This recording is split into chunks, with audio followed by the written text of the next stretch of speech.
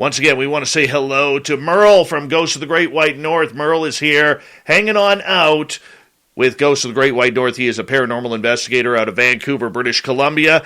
And, of course, tonight we have special guest Andrea Perron, who you may know her. She's been around the paranormal scene for a little while, and now she goes around touring, talking about her life and a life of paranormal and supernatural. We will find out about living in the Conjuring house, what it's like to move on forward, and what she thinks of the house today. Merle, how you doing, buddy? I'm doing very well today, Dave. Can't wait to be here. It's going to be a fun show. Been excited to talk to Andrea again. Today, Dave, marks the 2-year anniversary of Remember When I Burned Myself and Had to Cancel the Show. Really? That was 2 years ago already. 2 years. I totally remember 3 years that. ago. That was scary, man. That was horrible. Yes, you were getting right ready for the show, and you kind of clipped your teacup, and it spilt all over you. You had to go to the hospital. I mean, that was scary. I did. You know? I did. But Andrea Perron, it has been a long time since we had you on this show, and you have always been a lovely supporter of what we do here on Spaced Out Radio, and thank you so much for your generosity and in being so kind towards us. How you been? I'm doing very well, actually. COVID kind of threw me. I knew that, Dave, I've been lecturing for more than a decade about the pending paradigm shift. And then when it had the audacity to show up, it flattened me. Let me introduce you to my savior through the paradigm shift. This is Princess Peanut Buttercup. And she's my baby, and she's with me here in Georgia. I'm spending the holidays with my mother and my sisters. My father is going to be flying in from Florida. I came up a couple of days ago. Very much looking forward to just celebrating and enjoying this time during the season of light with my family and my friends. It's been a very busy year. Once I got all vaxxed up and got back out on the road, I think I started in May at Gettysburg and hit the ground running, and I haven't really stopped. I had my last event about 2 weeks ago in Massachusetts. It's been a wild ride. I can't even begin to tell you what the last couple of years have been like. Really a remarkable turn of events. And yes, I couldn't help but nod when you opened the show with the news that we are going to have an official department that just deals with UFOs or their new favorite UAP. I hate that. Renaming it doesn't change what it is, folks. Okay, it's the same thing. Okay, honey, settle down. It's amazing, though, how many people argue that point. No, it's not the same thing. Yes, it is. Yeah, it's the exact same thing. You got that right. They just gave it a new name, I guess, to sound more ominous or spooky. I don't know. But we can thank Senator Kirsten Gillibrand for inserting that into the bill. She's very serious about this. And she, along with several senators, we can also thank Stephen Bassett for being our ambassador in Washington and the only UFO lobbyist in the world, as far as I know. I know, babe.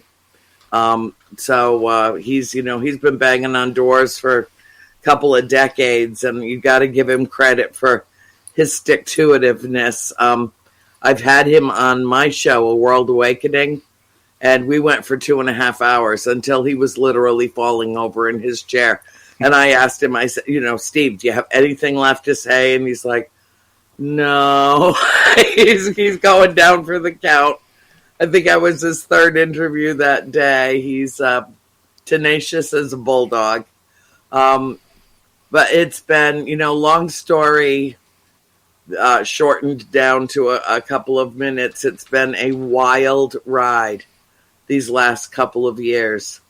I've had increased levels of contact with the galactic family, which I'm always grateful for. And I always say, Dave, I've always said, if I never had contact again, ever, that my life would have been so enriched by what has already occurred.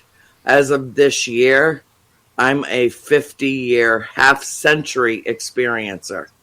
I'm one of those folks that I just turned 63 in October, and I had my first conscious contact at 13. I know I had contact prior to that. I just don't think I understood what it was. But then at that point, it was clear to me, and I knew one thing absolutely, and that was that we are not alone in the universe, not by a long shot. So very true. I've lived most of my life with that knowledge, and sometimes people criticize me and say, "Well, you talk so, matter of fact about it, so nonchalantly about it." No, I don't. I'm as filled with wonder as a 5-year-old every time I see something extraordinary, and there's no question what it is. It doesn't have to have 3 letters to identify what is unidentifiable about it. I know what I'm seeing, and I know who they are, and I know why they're here, and I know why I'm here. That's the greatest thing that we can discover in humanity. This is truly, I know Mommy gets very excited. Let's hope that we do not short out the computer tonight. I know.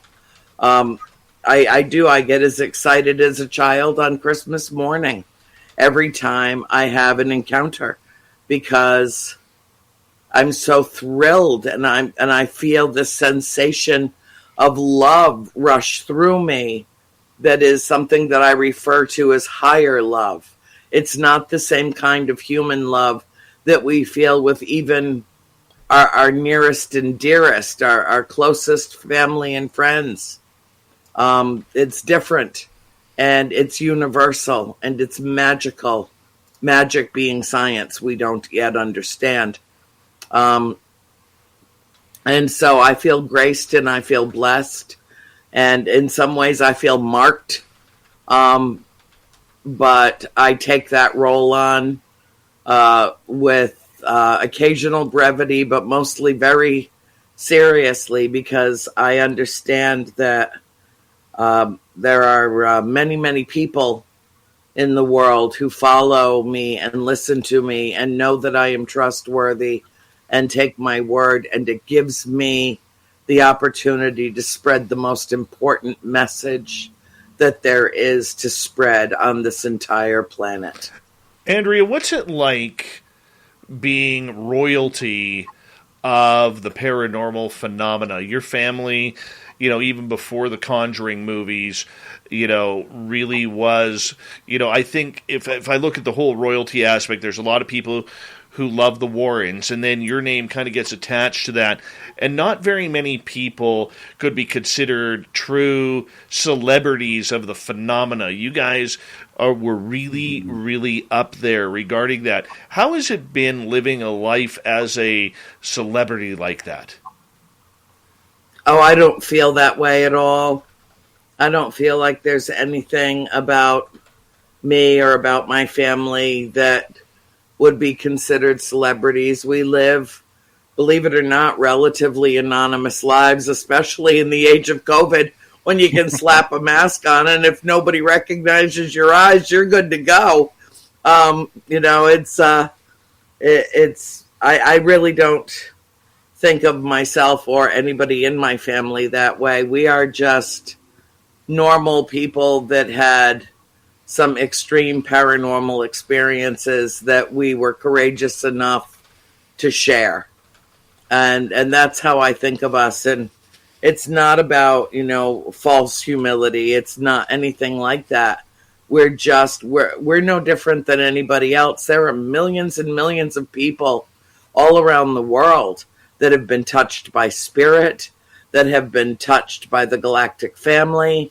I do believe that there is a point of correlation and integration between the two. I've tried to bring that into the field because I know, you know well, Dave, that there's a certain level of snobbery in ufology. Well, I've been a ufologist before that friggin' word was even invented, okay? I mean, I've been doing this since I was knee-high to a grasshopper, and it has been the most important thing. It changed the entire trajectory of my life. No, I went into college and got a degree in philosophy, studied all the world religions, was trying to find out what is the pertinence, what is the significance, what is the correlation, how is everything integrated. I have over 5 decades of studying this, and believe me, when I started, there was nothing to study. There was hardly anything written on the subject in the late 60s, early 70s, hardly anything. But more and more people dug deep and found their courage. I give enormous credit to people like Whitley Strieber, who put it out there, didn't care, just put it out there because it was too important not to. At a time when he took a huge risk, just an enormous risk to his personal reputation. This was a taboo subject. It was not stuff that, it was really fringe back then when Whitley wrote about his experience with his family. I've come to meet a lot of experiencers in the field, a lot that have become very well known, and others that have been satisfied to remain somewhat in the shadows, but still share their stories either below or above the radar. I don't judge anybody in any way. They tell what they need to when they do. And so it's not a matter of, if you experienced it, tell it. I would never, ever suggest to anybody that they risk their own reputation, in a way that makes them uncomfortable. I just got to a point, as I've shared with you in the past, Dave, I didn't give a damn anymore. I didn't care who thought what about me. Not my business, not my job. It's, not my day to babysit humanity. It's not. I'm just doing my own thing. If they want to follow along, come to the head of the class, that's fine. That's great. But otherwise, I'm not here for everyone, and it's not my job to educate, to inform all of humanity. It's up to them to do that. In the age of global communication, willful ignorance is a choice, and it's not my choice to make. I just move forward. We got in about 90 seconds before we got to go to break here at the bottom of the hour. Andrea Perron is joining us with Merle on Ghosts of the Great White North. Andrea, you are more right now, it's seemingly into the whole UFO aspect of everything. You're known for the paranormal. Do you still love the paranormal after talking about your story with the Conjuring house for so long now? Oh, yes. To me, everything is one thing. Everything is energy. And well, I wrote this down to share it. It's one of my favorite quotes. I wrote it down so I wouldn't screw it up. If you want to find the secrets of the universe, think in terms of energy, frequency, and vibration. And that was written by Nikola Tesla, who I feel quite certain came from off-world to make a mark on humanity. A lot of people do believe that he is from off-planet, or at least a hybrid of some sort. Yeah. Merle, are you alive over there? I'm just taking this all in. Hey, yeah, no, I'm just taking this all in. I didn't think we'd go aliens, but we've gone there. We're up in the ship now. Well, let's make the shift happen here as we're about to go to break here at the bottom of the hour. Goes to the Great White North. It's the final edition of 2021. And next time we see Big Bad Merle, it'll be a brand new year. Merle is a paranormal investigator out of Vancouver, British Columbia. He co-hosts with me once a month where we talk all things paranormal and supernatural. And tonight's special guest, Andrea Perron from the famed Perron family. You'd recognize the name from the movie The Conjuring. We're going to get more into her story, ghosts, aliens. Wherever this woo train takes us, we are riding it full steam ahead.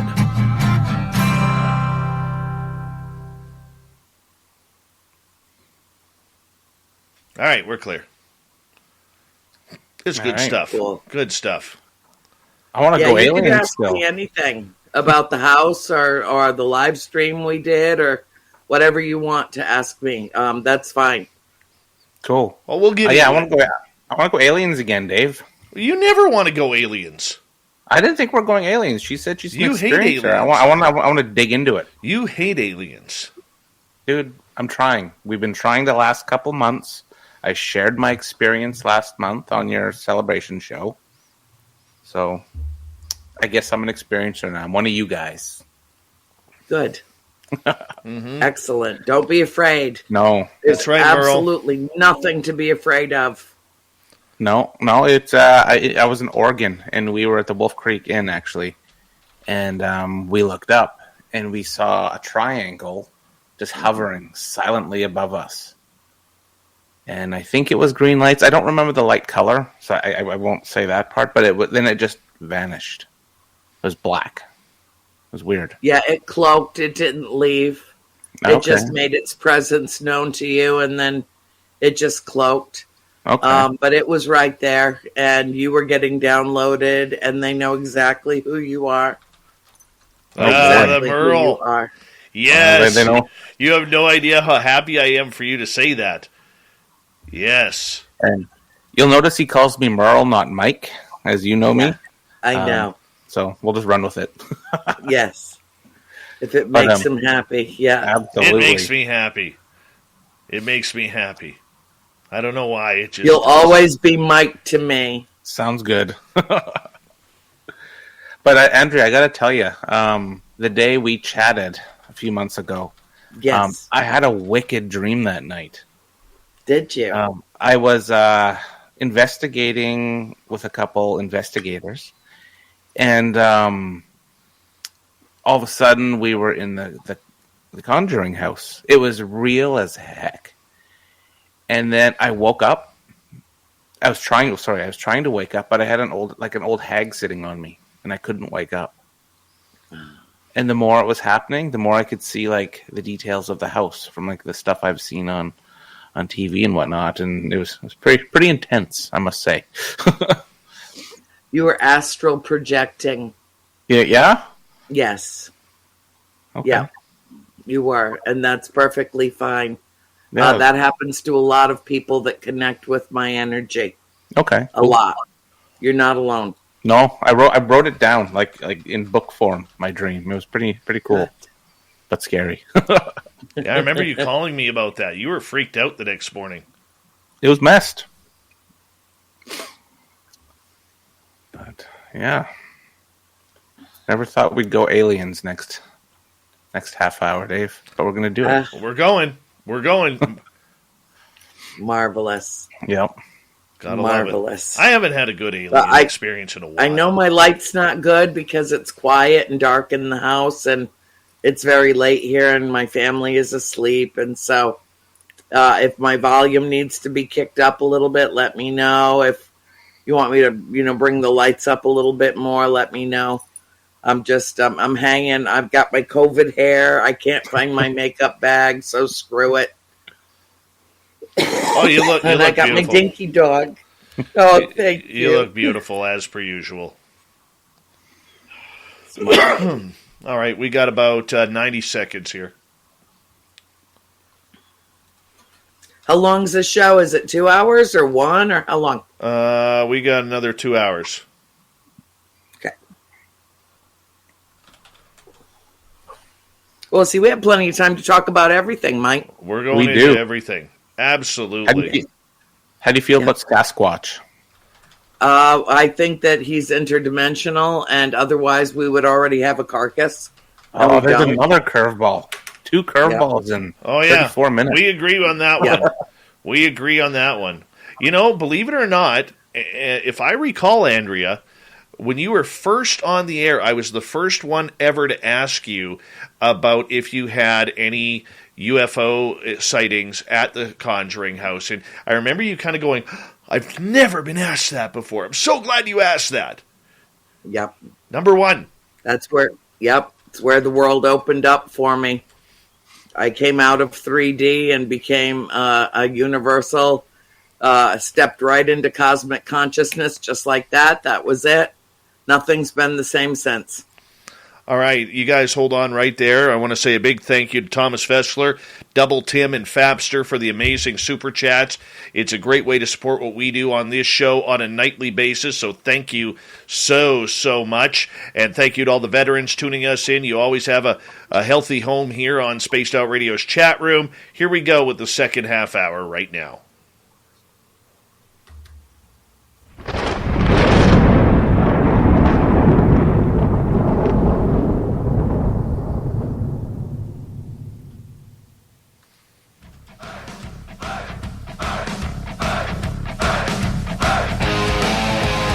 Second half hour of Spaced Out Radio is now underway. My name is Dave Scott. Thank you so much for taking the time to join us. We really do appreciate it.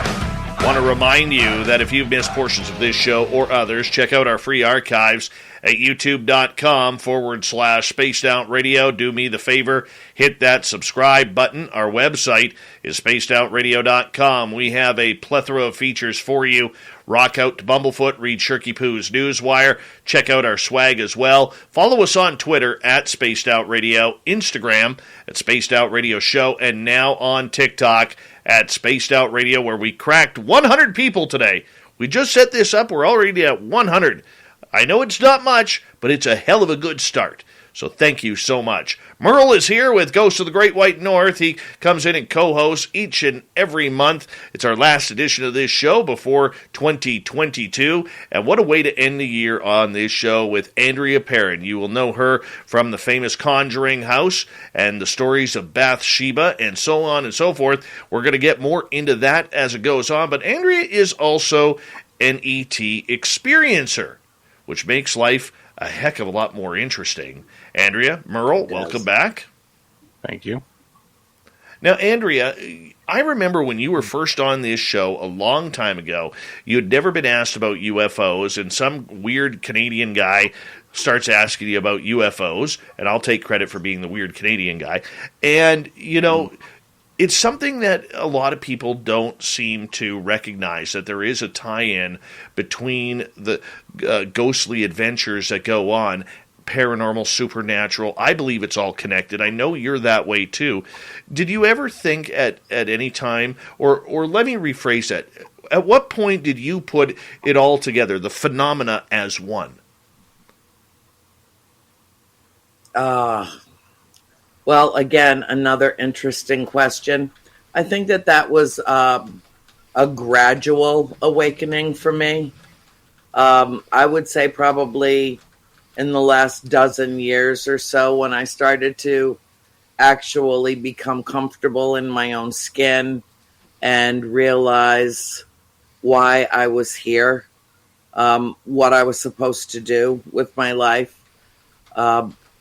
Is when I began really acknowledging the correlation and the integration between spirit and extraterrestrials. And if you think about it and extrapolate it out, then spirit is extraterrestrial in that they are no longer earthbound, an earthbound presence in a living vessel.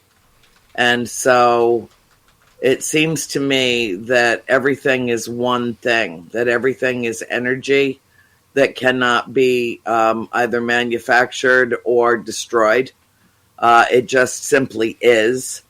And it all falls under the same very large umbrella of paranormal or supernatural or ethereal. But what is ethereal is likewise corporeal. If we can experience spirit, then what we're doing is we're delving into different dimensions, which I think is very important for people to acknowledge that we live in a multidimensional universe, not a three-dimensional world. And once you cross through what I believe to be a self-imposed veil, that part of humanity that feels very secure, tucked inside our little egg and our little shell, but some of us outgrow it. Some of us peck our way out of it and realize that there's a whole lot more to the universe than our little world that we live in. And when you make that leap of faith, that leap of science, that leap of philosophy, when you make that quantum leap from grade school to grad school, comes with it an awareness that we are not alone in the universe, that we are part of what we must acknowledge exists, and that for all intents and purposes, humanity is an interesting conglomeration of hybrids. For you, as you are an experiencer as well, have you been taken? Have you had contact with ETs, not only in a subconscious state, but in an awakened state as well? Yes. Yeah, and it's great. And you don't get any frequent flyer miles, which that sucks. But other than that, it's a wonderful, wonderful experience. And there is nothing to fear. I absolutely do not refer to it as abduction, nor do I refer to them as aliens. They're no more alien to this planet than we are. The word abduction has a very dark and ominous kind of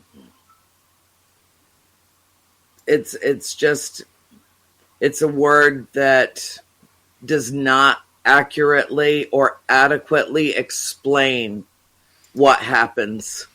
I don't think of myself as someone who has been taken, certainly not against my will. I've had significant periods of lost time. I have been off planet a number of times. Sometimes I'm conscious of it while it's happening. Sometimes I remember it when I return. It's always extraordinary. I get to see things that I feel so gifted, so that experiences that I treasure. I have never once, not for a moment, have I felt fear associated with the experience, and I welcome it over and over again. I don't want to sound negative, because this is not negative, it's just my truth. I feel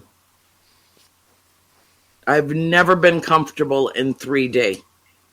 It's not that the earth isn't lovely and beautiful. It is. Maybe I asked to come back here, although I can't even imagine having done that. I mean, that just seems masochistic to me. I don't want to come back when I leave. I don't ever want to be plunged into 3D again. Not here. I think that the vast majority of humanity needs a real wake-up call, and maybe a slap in the head, a punch in the gut. I mean, I'm disgusted with humanity. I have been for, pretty much all of my life. And yet I love humanity, truly love, but we've squandered so much time. We've wasted so much energy on the most superfluous, ridiculous things rather than taking care of business here, saving each other, saving the planet. They're not coming in to save us, Dave. They're not coming to save us. They cannot save us from ourselves. Only we can do that. And we're not. And so I'm very frustrated. I live in a perpetual state of low-level anger.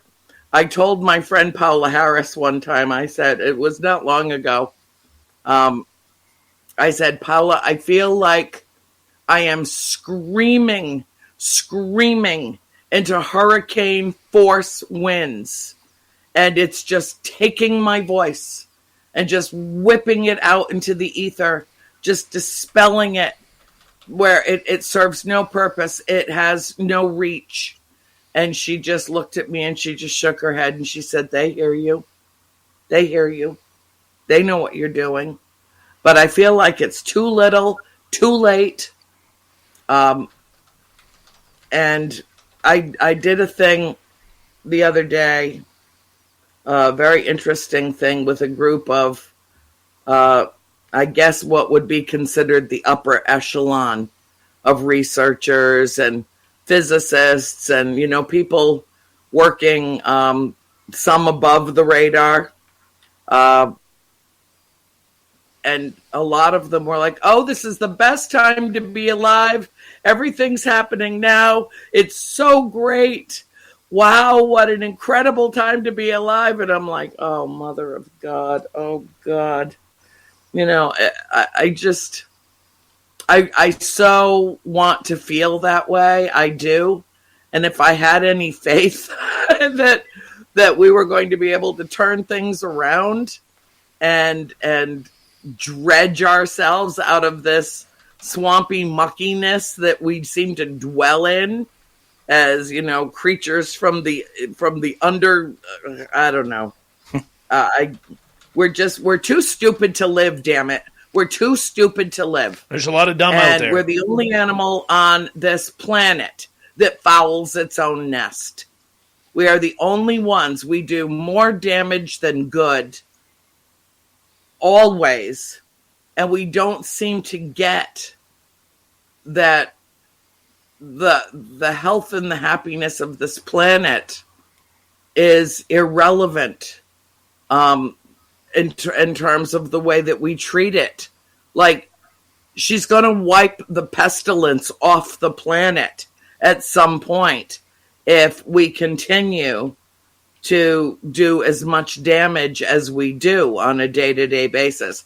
In other words, the earth will survive us, but we're not going to survive on the earth until we learn to live in concert and communion with her, in symphony with her. And I think that's what they're trying to figure out. Very sweet. I think that's what they're trying to figure out, and that's portion of the reason why the UFO stuff has started to be taken much more seriously, Andrea, with the United States government leading the charge here. Because I believe, from what I've heard from talking to insiders, this isn't about little gray aliens running around, taking people. This isn't about spaceships. They don't, according to the people I've talked to, they don't know where they're coming from. Whether it's outer space, whether it's another dimension, whether it's inner Earth, whether it's time travel, there is a lot of confusion, and it might be all of them. And it really makes me wonder if the entire phenomena, which they are studying with consciousness and everything that goes along with it, is a little bit, the new path that we're going to be going with everything. Because obviously, you don't have to be a hippie to understand that this planet is getting pissed off. I know when, my cousin is one of the top doctors in Canada when it comes to diseases. And when I was talking to him early on about, the whole situation that's going on right now, he said to me, he goes, Dave, I'll tell you the truth. He goes, every now and again, Mother Nature gets pissed off and she hammers us for it. And that's exactly what we're going through right now. And I'm like, geez, Doc, that's not very scientific if you're quoting Mother Nature. But he was convinced on that. And so I can see exactly where you're going with that. Merle, you got a question? You haven't hit your word count for this half hour yet. I haven't. No, I'm just kind of taking in what you guys are talking about. When do we come to a boiling point? When do things change? Like I hear Dave talking about like aliens, extraterrestrials. When do they show themselves? This is what I want to know. When, because like you said that you've been taken before. I know you don't like that word. I just don't know what other word to use. Well, there's a negative connotation to it. Totally. I prefer, and like abduction, there's a negative connotation to it, of course. The implication being that I've been taken against my will, or, that I've been abducted, taken from point A to point B, without having any say-so in the matter. I think I came into this world with the implicit understanding that they could do what they wanted to do, when they wanted to do it, that the ball is always in their court, and that I am an emissary on the planet. Now, it took me almost 50 years of my life to figure that out, where I wandered around for a very long time, pretending that I was a functional human being on this plane of action, getting college degrees and running my own businesses and, just trying to fit in a hole that I don't fit in. And so I had to build a whole new template for, some build a temple to themselves. I had to build a template and find a way to communicate with people in sometimes a very blunt, straightforward way. This is my experience. Take it or leave it. What you think of me is none of my business. I don't care how you respond or react psychologically, emotionally, viscerally. I don't care. You can hear what I have to say, and if you don't like it, you can tune me out. And I think that it's that that level of almost dissociative. Like I had to literally stop caring about the impression that I left on other people in order to leave the right impression. What do you experience when you go up there? Like what happens? Like what? Well, a couple of times I have been taken to what I think is my home planet. And it's in the Pleiades. That's all that I know. I mean, there's over 100 planets in the Pleiades, so I don't know which one, but it's blue on blue on blue on every shade of blue that you can imagine, and then 100 shades of blue you've never seen. And it has 2 moons. And I was at the Star Works Symposium with my friend Chase Klutsky several years ago, and somebody asked her that question. We were in the food line. And so I'm just kind of hovering around, just kind of listening to what she had to say. And she starts talking about, I've been off planet and I've gone to this place. She said, I don't remember being on the planet. I remember coming into the atmosphere, and I'm like, oh my God, that happened to me. I didn't say that out loud. I'm just listening. And then she starts talking about this planet, and it's blue on blue on blue, and like all these different shades of blue. And it has, and I just looked at her and I said, 2 moons. She's like, yes, that's it. And her eyes and my eyes are almost identical. The same shade of blue, and they have a tendency to fluctuate in their intensity and their color. And she just grabbed a hold of me and she's like, I knew it. I knew we were from the same place. And interestingly, Paula Harris, Chase Klutsky, and I all grew up in the little tiny state of Rhode Island, all at the same time, and none of us met each other until 45 years later. Wow. Do you think that could be a correlation to that? Like, because you're all from the same, yeah? Yeah. Kind of like I think it's something in the water in Rhode Island. I don't know what it is, but it's magical. Okay. Wow. What was I just about to ask you about I want to know more about your experiences. Like your first one, what happened during your first experience to make you think you were seeing alien? It didn't make me think. I knew what I was seeing, and I knew that what I was seeing was not of this earth, was not manufactured here. I didn't know until 4 decades after I saw it that I was not the only one who did. Mm-hmm. In fact, the flotilla of vessels that came directly over the farmhouse actually showed up on radar over Nova Scotia, came down the eastern seaboard, hopped across the pond, made a whole tour of Western Europe, and when the Royal Air Force in England scrambled their fighter jets to go after it, it disappeared over the North Pole and off radar in a split second. But I didn't know that. I thought that I was the one who saw it. I was the one who was blessed and graced to see it. But it actually, by scientific calculations, it went over directly over the heads of about 60 million people. Oh, wow. And there were 10,000 reports worldwide. But I was a little kid. Yeah. I was just 13. I just turned 13. And it was October. It was beautiful outside. The sky was completely clear. And I don't know how I was outside by myself because I had 4 younger sisters. I was always in charge of at least 2 of them at any given time. So I don't understand how I was in the front yard alone. But I was. And the sky was completely blue. The sun was beginning to set behind me. And then all of a sudden the sky was filled with the puffy cotton ball clouds that had a bajillion colors in them. I'd never seen anything like it. And then all of a sudden, a shadow came over the back of my head, and it came to a point. It was huge. Absolutely huge. Absolutely silent. Wow. Completely silent. I didn't even hear bird song. Nothing. I heard nothing.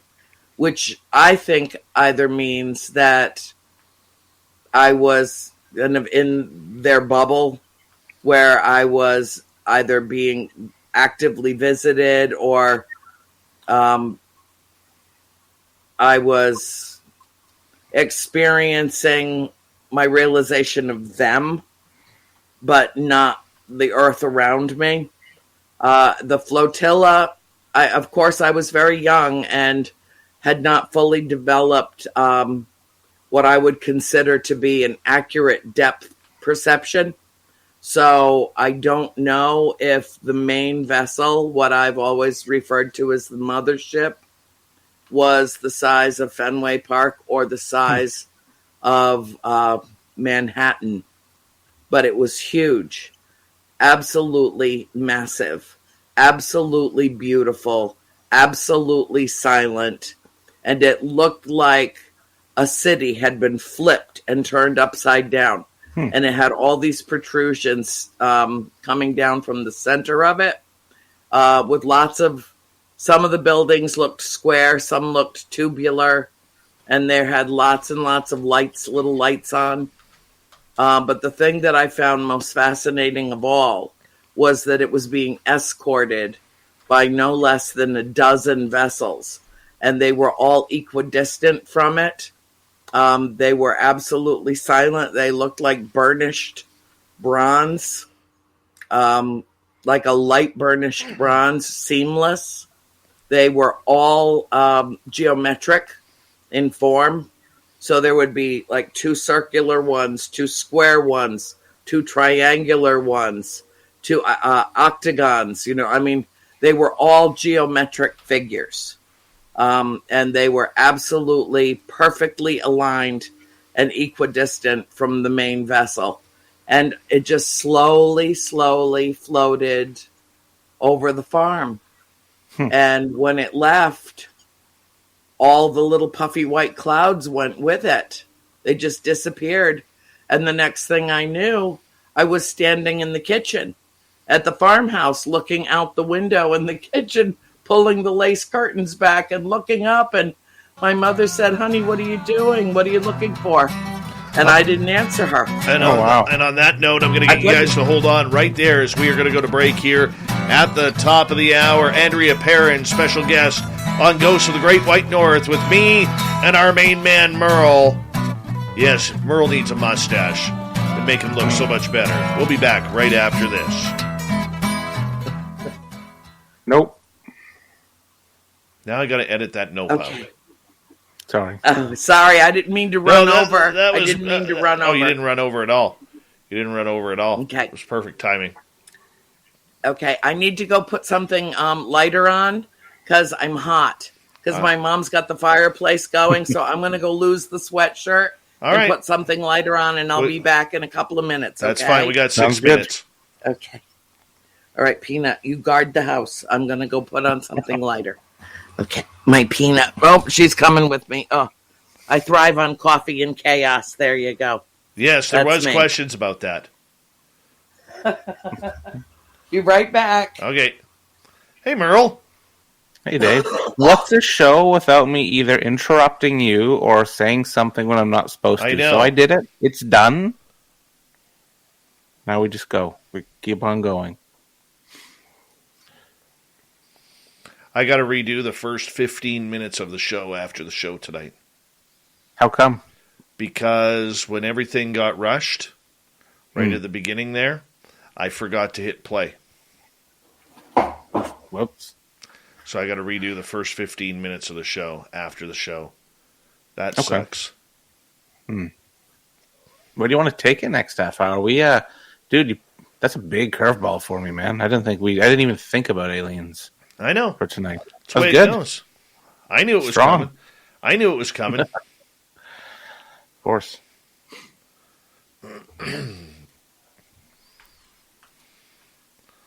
Calamist.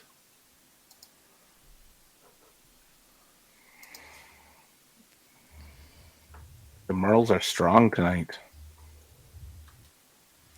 Some very good Merles tonight.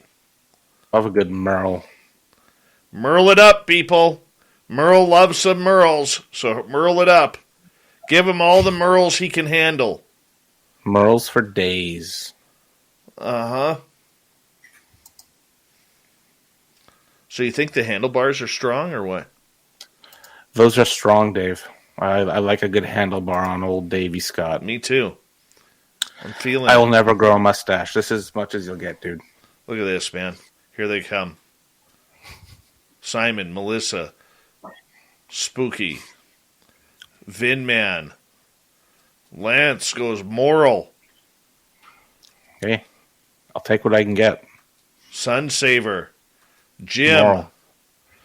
Oracles, Nicole, Jules, Beth, Triple M.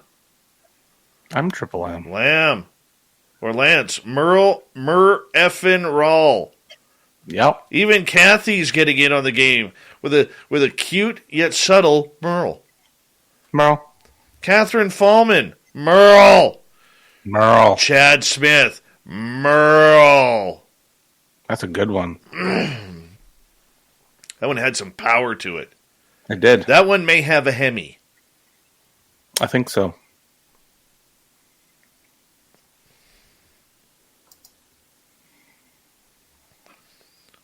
Remember, you can go to our store on our website and pick up your Merle t-shirts. There is Merle swag in the store that you're going to want to get for yourself. Yep. It's the way it works, people. That's the way it works. It works. Even Brazelhoff right here. Look at that. He's like warming up. Merle, Merle, Merle, Merle, Merle, Merle, Merle. That's like his guitar. That's yeah, a palm-muted Merle. You got to watch out, though. He plays a reverse headstock. Okay. Yeah, he's one of them. But dude can rock. Dude can seriously rock. Rated M for Merle. That's my favorite. When he made the that little meme. Rated M for Merle. Best one.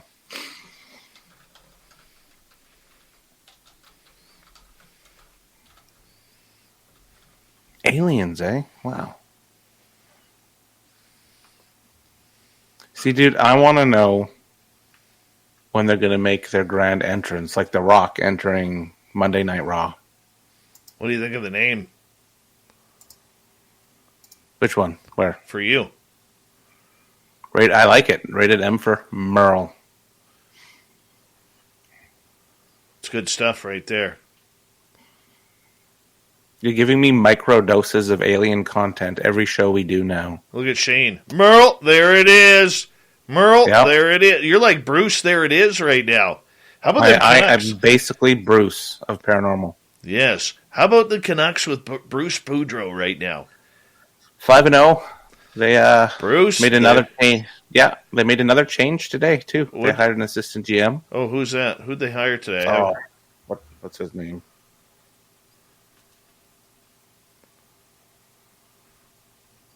Derek Clancy. Don't know. He was with Trader Jim in Pittsburgh, won all the cups there. Gotcha. And he's a pro scout. Was a pro scout for Calgary. Who let the Merles out? That's a strong one, too. Mm-hmm. I want to start a competition, Dave. I want a competition who can make the best Merle slogan. And it'll be handpicked by me, by Merle. All right, works perfect. Oh, look at Sovereign. Merle makes me want to hurl. Hey, That's okay. Everyone has a hater. I get you. Yeah, he hates everything. All right, guys, here we go with the second hour here, right now. You're listening to Spaced Out Radio with Dave Scott. Follow Dave on Twitter at Spaced Out Radio and on Facebook, Spaced Out Radio Show. Hour number 2 of Spaced Out Radio is now underway. My name is Dave Scott. Thank you so much for joining us. We really do appreciate earning your listening ears wherever you are on this beautiful planet we call Earth. Want to say hello to everyone listening in on our terrestrial affiliates around North America and digitally on TalkStream Live, Revolution Radio, and KPNL. All of our archives are free.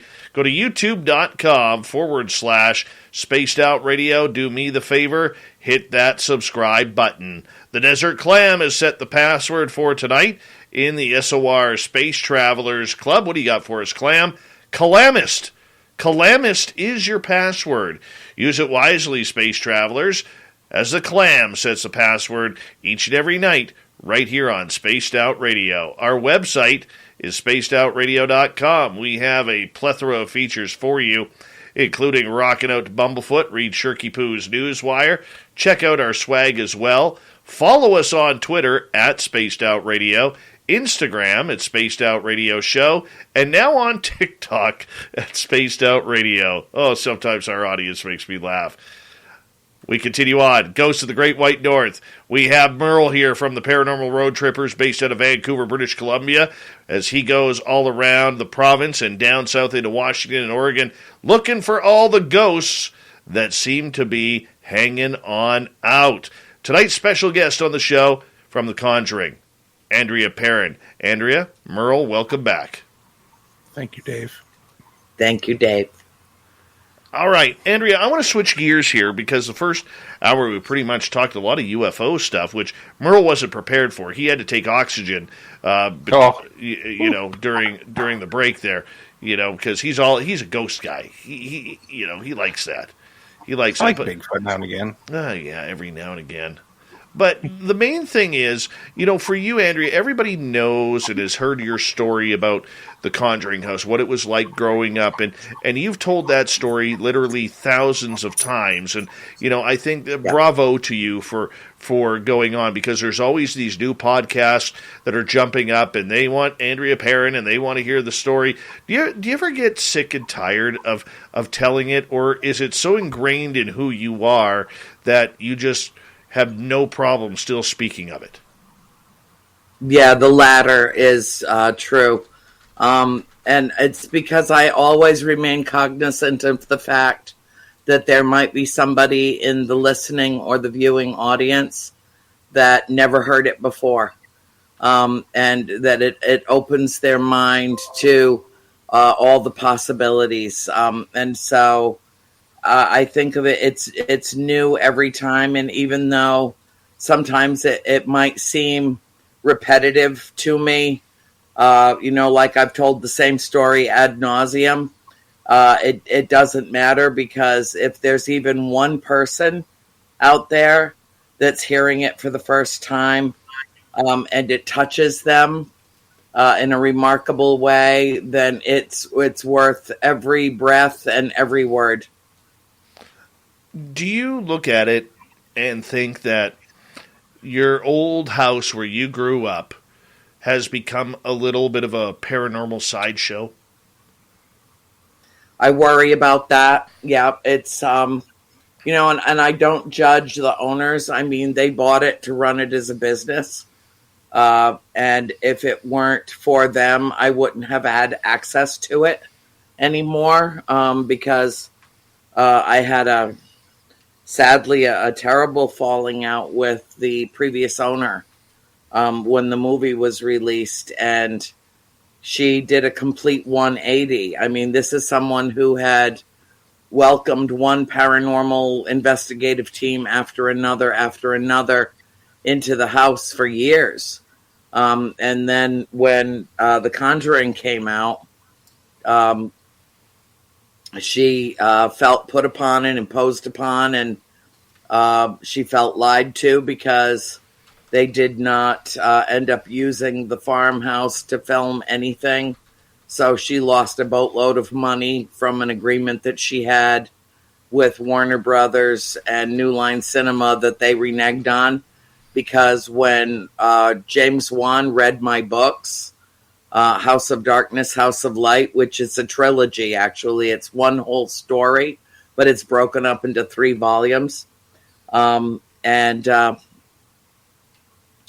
She not only said, everybody go away, there are no ghosts here, but she also said the Perron family made the whole thing up. Wow. Which is, hands down, no competition, the most ridiculous statement ever uttered by a human being. I mean, our documentation and the recording, the chronicling of events that happened at that farmhouse goes back 60 years. It is probably the most well-documented haunting, if not in human history, certainly American history, of an original colonial farmhouse that was completed as it stands now for 40 years before the signing of the Declaration of Independence. It has a story all its own, a history and a mystery all its own, but, some 30 plus years after we left it, I decided that the time had come that people were ready. I don't know, it's like a bell went off in my head, and I started writing what was going to be one book that turned into 3, because my family was so forthcoming about all of their recollections that I couldn't fit it in a single volume. It was just an eclectic variety of different energy experiences and from full body apparitions to physical attacks to, the whole gamut. I don't think that there's any kind of a way that spirit can manifest that it failed to do so at the farmhouse over the 10 years that we lived there. And people often ask me, well, don't you resent The Conjuring because it's so misrepresented the story?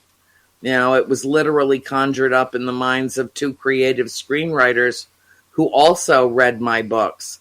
James Wan read my books, and he's like, oh, hell no. We can't tell this story. That nobody will stay to watch the end of the movie. What's the point of making a movie if it's going to run people out of the theater? Well, so what they did was they relied on method and formula and what always sold before, anything of the genre that came out of Hollywood. And that was the template that they followed. And they cherry-picked little itsy-bitsy parts of our story and, of course, based the entire film and the subsequent series of films on the case files of Ed and Lorraine Warren, but they didn't even follow Lorraine's case files. She told me, this is nothing like what she had written down.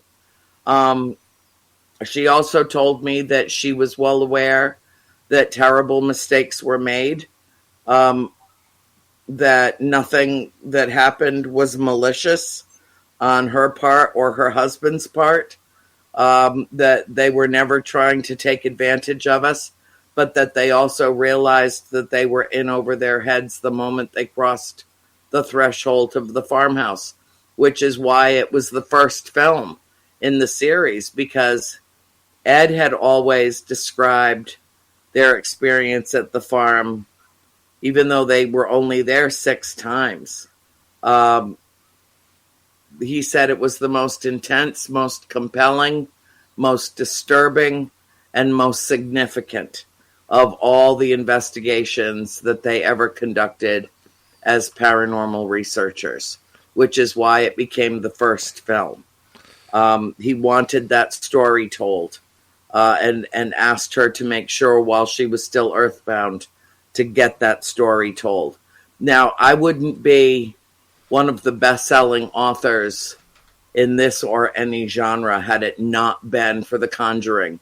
I'm not naive enough to think that this story would have found its way into the paranormal patois without having a major blockbuster success of a film ushering it into the world, so that of the millions and countless millions of people who have seen the film, there are, there's a percentage that see the words based on a true story and they accept everything in the film as the truth. But the true story is written in the books. And those that are really interested in knowing the truth find the books with relative ease, simply by Googling our family name. So I'm grateful to The Conjuring, but I also am aware that they were working with certain limitations. And it also made me keenly aware that even studio executives are fear-based carbon units who were absolutely terrified to tell the truth, because in this particular case, the truth is absolutely stranger than fiction. I must say, I'm a fan of the movie, but reading your books, I don't know how many times I'm like, damn. Like, because obviously I know that the movie based loosely with your names, right? But reading the book and the stuff you talk about, it's like Jesus of the things that happen, which leads me to a question of, if you could do a do-over of the movie your way, would you do it? I'm working on that right now.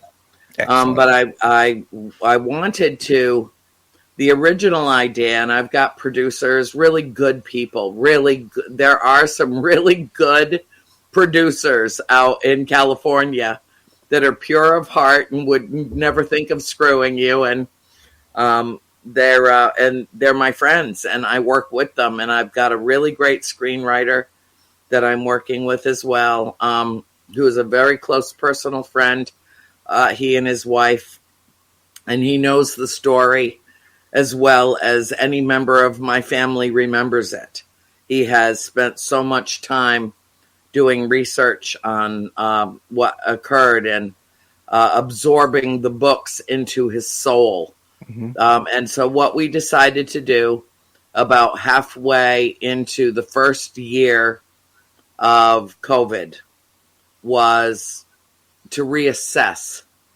And instead of trying to squash 10 years into 6 hours of feature films, we decided instead to really flesh out the story in a more authentic way. And so, since I think it's going to be years before the film industry makes a full comeback, and most everybody who was in a position to do so went out and bought a big ass TV at the beginning of COVID so that they could have a home theater, since everybody was sequestered there for so long. It changed the way we watch the world around us. And I thought the best thing to do was to really, like I said, flesh it out in a truly organic, authentic way, and tell the story the way we lived it, and try to recreate what we saw as close to as possible so that the audience could see it as well. And we have been invited to present what we've come up with, which is a 3-year series, 30 episodes, to a major streaming service in the coming year. So we're almost done with the first season, and that's when we leap, when we've got the first season already on paper and can go forward from there. So yeah, it's an exciting thing. I told him, I said, we should rename the company Global Pandemic Productions, because we really did get so much accomplished right from, our computers, me in my man cave and him in his office. And, we really did get an enormous amount of work done. And once it was safe for me to kind of go back out into the world, I've done 3 documentaries in the last year, which are coming out into the world shortly. And I've been working on a wonderful series that I've been shooting in California, although I hate the flight. Oh, God, do I hate the flight to LAX. I just can't stand that airport. But it's all good. Everything's coming together as it should. What I can tell you is that the world will have an opportunity to binge watch and get deeply into this story, and they'll have the freedom to hit the pause button whenever they feel that they must. And there will be those moments when they feel that they simply must hit the pause button.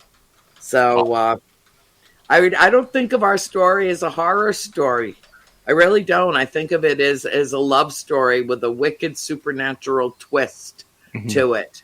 And the film, even though there are gross discrepancies in the film versus what actually happened, it bears no resemblance to what actually happened in many respects. But it does leave people with 3 overarching impressions, I think. And that is, when somebody sees The Conjuring and they step back from it, it does leave them with an accurate impression. And that is that good conquers evil, love conquers fear, and the Perron family endured an extreme haunting that they all survived. All of those things are true. It's in the minutia that it loses its way. But in so doing, it left a compelling imprint on the viewers that make people want to know more of the true story, and has given me the freedom to tell it as a docudrama in a way that, maybe nobody else would have looked at if it didn't have a $500 million success story behind it. True. Now, just going back in time to the house, looking back on it now, would you still agree, or would you say that Ed and Lorraine bit off more than they could chew? Yeah. Yeah? They did. They did, and they knew that. They found out, unfortunately, the hard way. And we just... thank you, Selena. Thank you, sweetheart. I really, in my heart of hearts, don't think that they ever tried to take advantage of my family, or, I will never consider them to be opportunists. I think that they were legitimately seeking truth. They were also very deeply rooted in Catholicism. And so the film tried to juxtapose the devout Roman Catholic Warrens against the godless heathen Perrons. And nothing could have been further from the truth. My mother converted to Catholicism to marry my father. She was a Southern Baptist.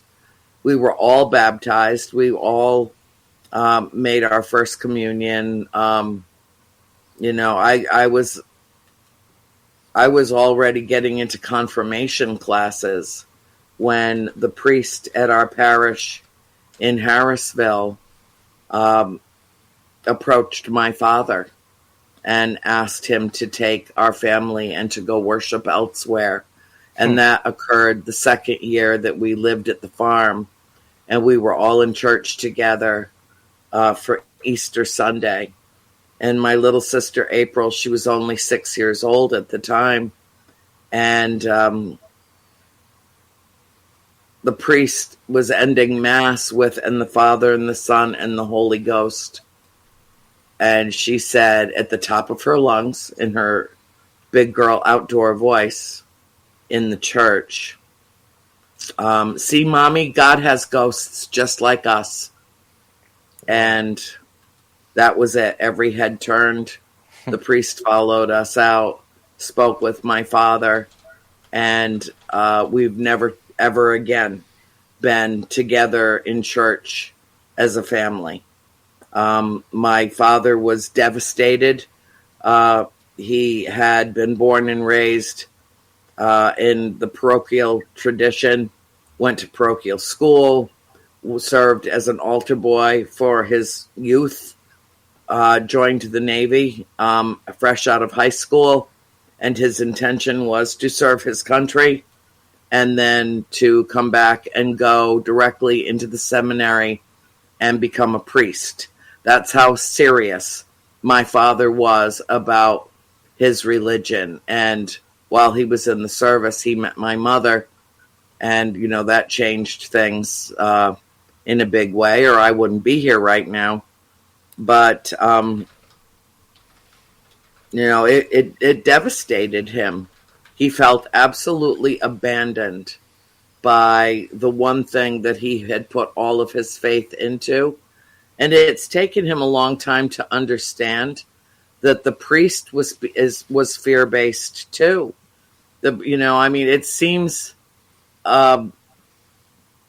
it just seems counterintuitive that the church that invented the whole ritual of exorcism and introduced, the whole notion of demonology, would have a member of it that turned his back on a family in need of spiritual grounding during a very difficult time in our lives.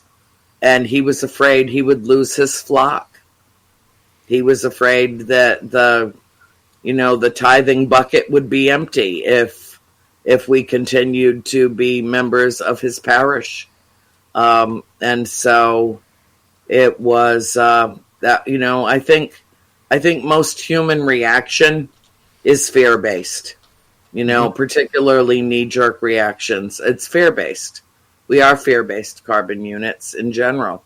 And it's not until we embrace that fear and thank it for every time it did actually save us from our worst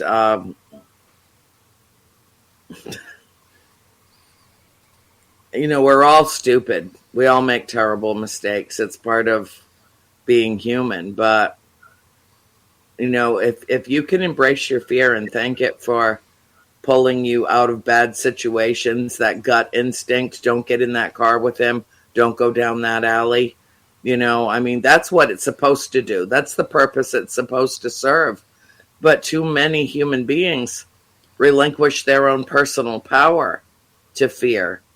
And they don't live a full life because of it, and have regrets at the end of their life of they should have done this or that, and they didn't because they were afraid. All right, on that note, I'm going to get you guys to hold on right there. We're going to go to break here at the bottom of the hour. First half of the show is complete. The second half right after this on Ghosts of the Great White North with Merle from the Paranormal Road Trippers and our special guest tonight from the Conjuring, Andrea Perron. We will return with more ghost talk right after this.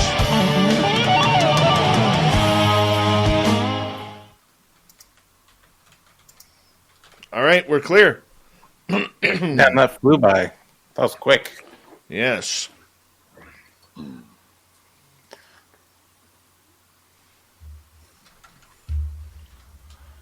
Where do you want to take it next half hour? I think we should just keep going. I had other questions on the go, but then I'm like, oh, damn, it's 10:30. Break time.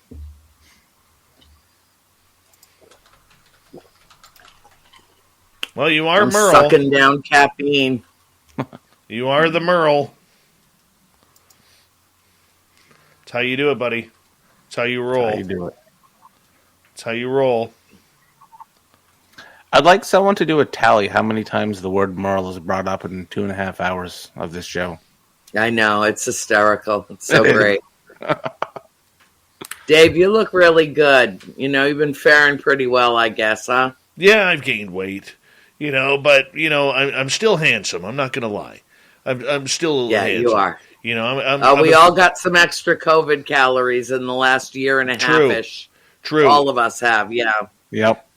Yep, it's mine starting to come off now.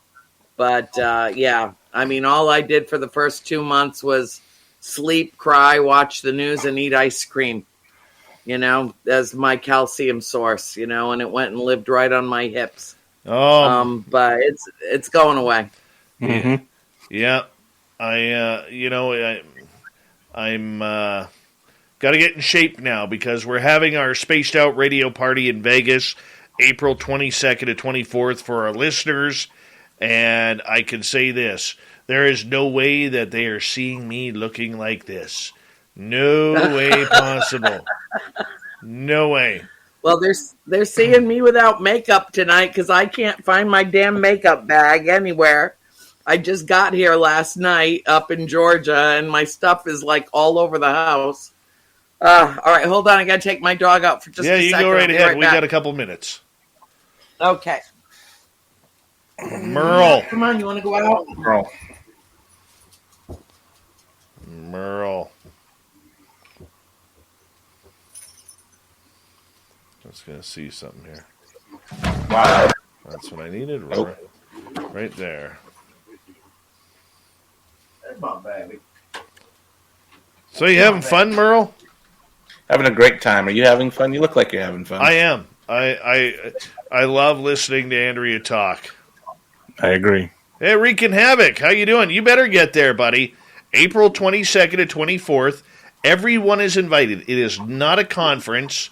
It is a get-together of SOR listeners. Now, the one thing we are going to ask is if you are going to Vegas, for sure, for those dates, we want to make sure that you confirm with us. We're going to put up an email address here in the next couple of weeks. When you confirm, that way we could get you a special swag bag of SOR gear. And so the Friday night, we're all going to meet up. We're all going to have some drinks and chat around. And then on the Saturday, it'll be do what you want during the day. Then we'll all meet up for some dinner somewhere. And then we'll party afterwards. And then Sunday, some of you will probably have to head home. Not Davey. Davey's going home on the Monday. So whoever wants to hang out on the Sunday again, well, we'll figure that out as it happens. But the main thing is we all want to get together. We got a lot of love around this show. And we want to make sure that absolutely everybody gets an opportunity to hang out with us and be there. That's what it's all about. It's about getting together and hanging out. I'm going to bring some friends in. I'm going to convince Merle to come so you can all Merle it up with him. I'm going to convince some other people to come. I know the guys from UFO Garage are going to be there. There might even be a Chad Smith sighting if he wouldn't go all B.A. Baracus and actually just get on the damn plane and fly there. All right, but we want everybody there. Lynn Wallington's going to be there, along with Dave Effin Hurley. Yep, they're going to be there. We're going to try and get as many people as possible there just to hang out and have some fun. That's all it is. Like I said, it's not a conference, but you may see some names there hanging on out that you recognize. And we're just going to do it. That's it. That's all Who's we're gonna coming, do. Dave? Who else? Who do you got? Well, I've got some maybes. Okay. Yeah. Look at this one. Paranormal. That's the winner. Everyone can stop. That's strong. Right there. Yeah. That is strong. All right, we got 20 seconds left before we need to return here. Big thank you to FAP with the hat trick. Jules, Thomas, and Tim for the amazing super chats. FAP, I don't know what got into you, but I love you, man. Thank you so much. John Wreaking Havoc, we love you too, man. And you better be there in Vegas.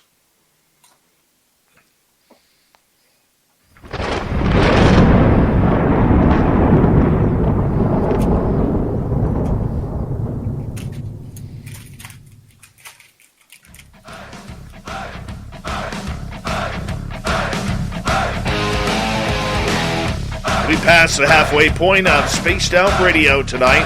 My name is Dave Scott. Thank you so much for taking the time to join us. We really do appreciate it. Want to remind you that if you've missed portions of this show or others, check out our free archives by going to youtube.com/Spaced Out Radio. Do me the favor, hit that subscribe button. Our website is spacedoutradio.com, where we have a plethora of features for you. Rock out to Bumblefoot, read Shirky Poo's Newswire, check out our swag as well. Follow us on Twitter at Spaced Out Radio, Instagram at Spaced Out Radio Show, and now on TikTok at Spaced Out Radio. Here we go with Ghosts of the Great White North. We got Merle. He's got a word count for this next half hour, so we're going to see if he can hit that. The number is 12. 12 is the number. Starting a new tradition here, Merle. He's from Vancouver, British Columbia with the Paranormal Road Trippers. And our special guest tonight, Andrea Perron. Now, if she was Canadian, it would be Perron, but it's Perron because she's American from The Conjuring. Yes, Andrea, I know last time we talked, I know there's Canadian ties in there from Quebec. I do know that. I remember. Yes. Our name, the Perron family, emigrated from France to the Quebec area in the 1500s and then filtered down into New England. Subsequently, it became kind of a split family, but anybody with our last name who spells it Perron that's in North America is related to us. It's all from one original family. Awesome. I want to ask you, because I know you have a lot of very much of a vested interest in being a well-known name in this community of the paranormal and supernatural. When you look at the way the Conjuring House has been made a tourist attraction for ghost hunters and people who are rushing there to get it, are you a fan of the paranormal tourism side of things, whether it's the Conjuring House, which was your former house, whether it's places like Waverly Hills or Gettysburg or all sorts of locations like that? Well, I will never think of it as the Conjuring house. The house that they used to film in was in North Carolina. And to me, it will always be the Richardson Arnold estate, which it was. It was originally built by the Richardson family. And then through marriage, it became the Arnold estate. But one extended family lived and died in that house over 8 generations before we ever showed up on the scene. So we were actually the intruders. It was their house first. And so I prefer to think of it more in terms of its historical perspective, and to give credit to the families that built and maintained that extraordinary piece of property for hundreds of years before our arrival. And I don't know why. I feel like it was maybe our destiny as a family to live in that house and then experience it for a decade, and then 30 years later for me to tell that story. I don't have a vested interest in being any kind of a perceived celebrity. I think of myself as a very humble messenger, that I was graced with the experiences that I have had, and am willing to share them, as my family has been willing to share them. Not everything is written in the books. Everything will be in the screenplays. Everything. Things that were left deliberately out of the books have been included in the series, because my sisters have gotten more comfortable with sharing some unique aspects of things that occurred in the house that they weren't comfortable with including in the books. So I was very mindful of that. Yes, and I'm glad that you revisited the question, because I felt like I didn't give it a fulsome answer originally when Mike /Merle answered or asked me the question. But yeah, it's difficult for me to think in terms of the house being so open. I understand why. It's a very expensive piece of property to maintain. You'd have to be independently wealthy to just buy it and live in it, and not share it, and not create kind of a business out of it. I have no qualms about that. It's just that the current owners are very trusting individuals, and they have let some people into that house on their word of honor that they would be responsible. And these are individuals that I consider merely masquerading as paranormal investigators who are just there to exploit the property and to make a name for themselves. And that's very unfortunate. And in fact, over Halloween weekend, we did a live stream. My family did a live stream from the property. 3 of us, the 3 that had said they would never go back, came in remotely from here, from this house in Georgia. And my father, my sister Nancy, and I all went to the farm, and we spent 3 days there over Halloween weekend. And it was an extraordinary experience. But at one point, I just kind of lost all inhibition and called out the paranormal community. There are members of which have gone into that house and behaved very badly, irresponsibly. And I kind of lost my temper a little bit, which is not like me to do that. It only happens about once a decade, but it really flared up when I was thinking about certain individuals that have come into that house and have made a mockery of our family's story, and particularly my mother's pain. And I have no tolerance for that whatsoever.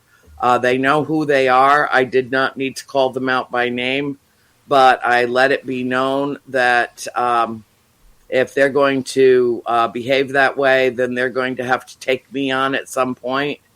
So I kind of threw down the gauntlet. Like, if you're going to come in here and legitimately search for more compilation of evidence of which there is already a plethora, that's fine. But do it responsibly, do it respectfully, and do it in a way that does not exploit the property or the spirits that dwell within. Because otherwise, you're going to have to at some point take it up with me. And that's never a good idea for any of them. What do you mean by, this becoming offensive? Like, you don't need to mention names or anything along those lines, Andrea. But I'm just curious, what has been happening, or what was happening that was so offensive, not only to your family but the paranormal community? Well, a couple of morons went in there under the guise of exploring the property and doing a paranormal investigation, and started put on pussycat ears and started crawling around on the floor, meowing because they had heard there was a ghost dog in the house and they were trying to get it to attack them. Now, when I say human beings are too stupid to live, that's who I'm talking about. Gotcha. Wow. And one in particular that went in and pretended to feigned possession. Feigned being possessed. The worst acting job I have ever seen. There needs to be an award for worst actor of all time. And I found that extremely offensive. And it was part of a program that, had I known that was going to happen, I would never have been involved in. I would have, I should have. It taught me a valuable lesson. It taught me a valuable lesson that I can't always say yes, and that I need to have fuller information about other characters that are going to be involved in any given production. I don't think I will do anything else at the farm. It doesn't mean that I'll never go back there again. It's always going to be a part of my life, and I don't have to live there, and I don't have to own it. I'm a part of it. It's a part of me. And that's true for every member of my family. My mother said, 40 years ago, we can leave this house, but the house will never leave us. And she was absolutely right about that. Wow, I can't get past the cat ear thing. That is probably one of the most disrespectful things I've heard. Especially I would stomp both of those. Oh my God! I get you. They need to stay far, far away from me, because you would be amazed how fast I could take two men off at the knees in 10 words or less and never raise my voice.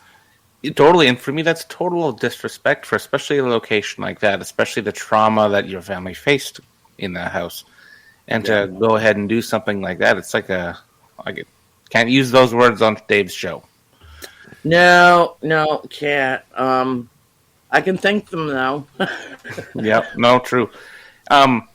With all of the traffic, because I actually looked on the website for the Conjuring House, because I was going to go do a road trip myself in 2022, but it's sold out until the end of time, essentially, to go even every day.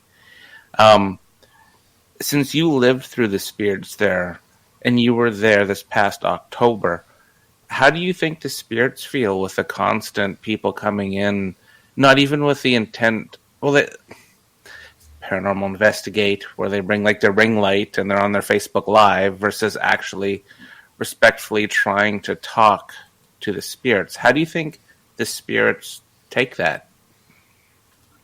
I think that it depends on the energy of the people that come into the house.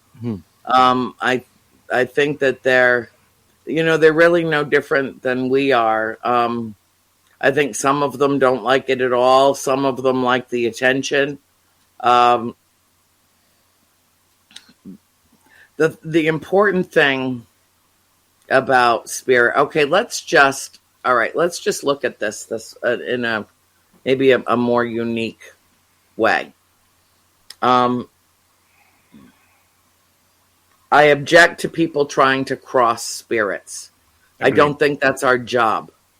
It's not our business to do that. And I need them to be there. I want them to be there.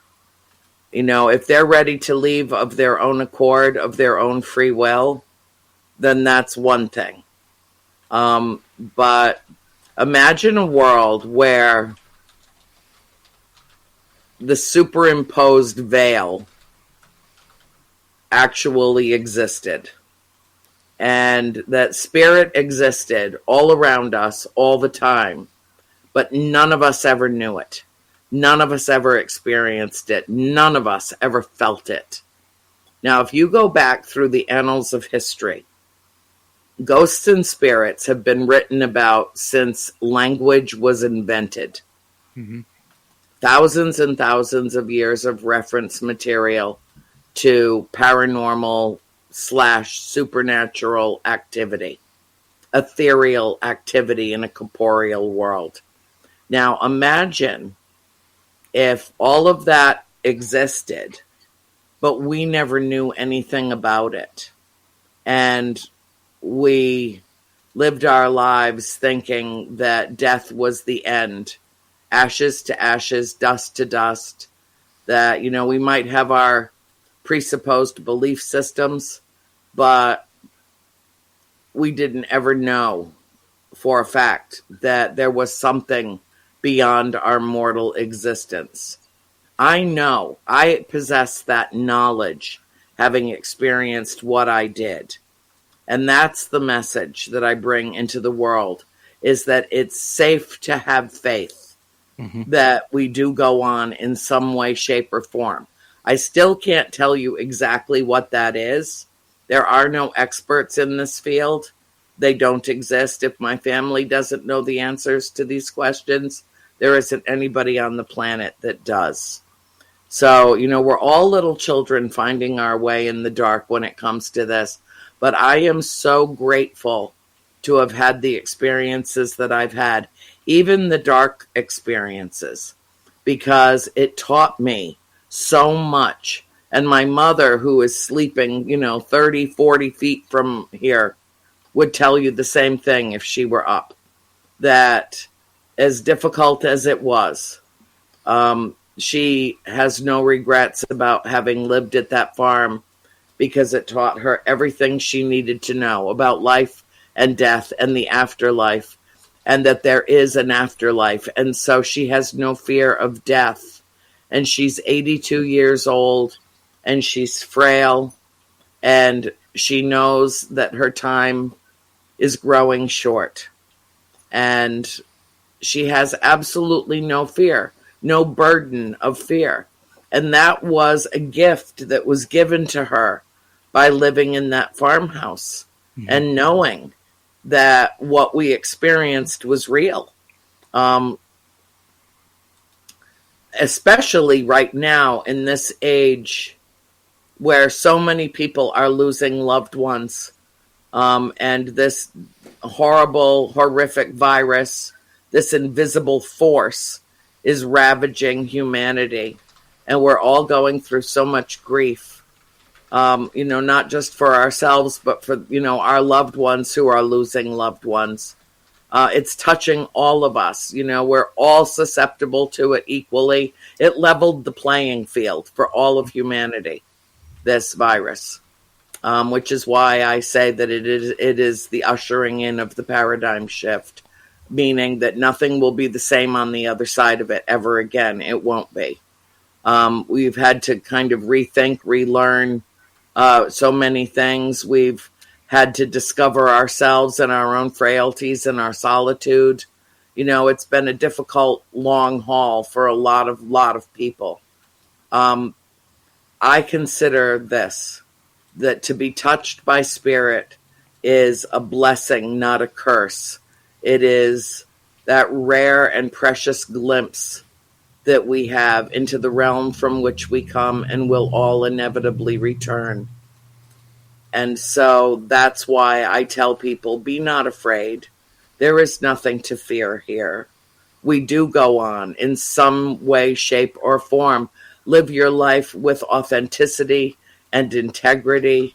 Understand that your superpower is love and kindness counts. And to live your life in such a way that when you pass, there is nothing that will tether you to this earth in such a way. I can't explain why the spirits in the house are still there, but I'm grateful that they are. I'm grateful that they express themselves the way that they do. There are some people that go in and spend a night in that house and get absolutely nothing at all. And that's to be expected. There were many nights that we lived there and nothing happened. Andrea, we'll continue that after our break. No. We got a few minutes here. I wanted to actually jump in and ask you a question right there. So I do apologize for cutting you off there. But the spirits that are in the house now, are they the same spirits that were there when your family lived in that home for a decade? Yes. Have new spirits come in? Yes. They do. And the spirits that own the house don't particularly like that. But there are a lot of people that come through that house and bring their own attachments with them. So when you went... And they might not even know that they have attachments, but that they do. So when you went back there for Halloween, or every time you've been back there, do the spirits recognize you? Yes. What's that like? Absolutely. It's great. It's fantastic. It's like old home week, you know? It's like, oh, it's my family. I always felt a familial attachment to the spirits in the house. I was never attacked in that house. I never had a negative altercation with the spirit in that house.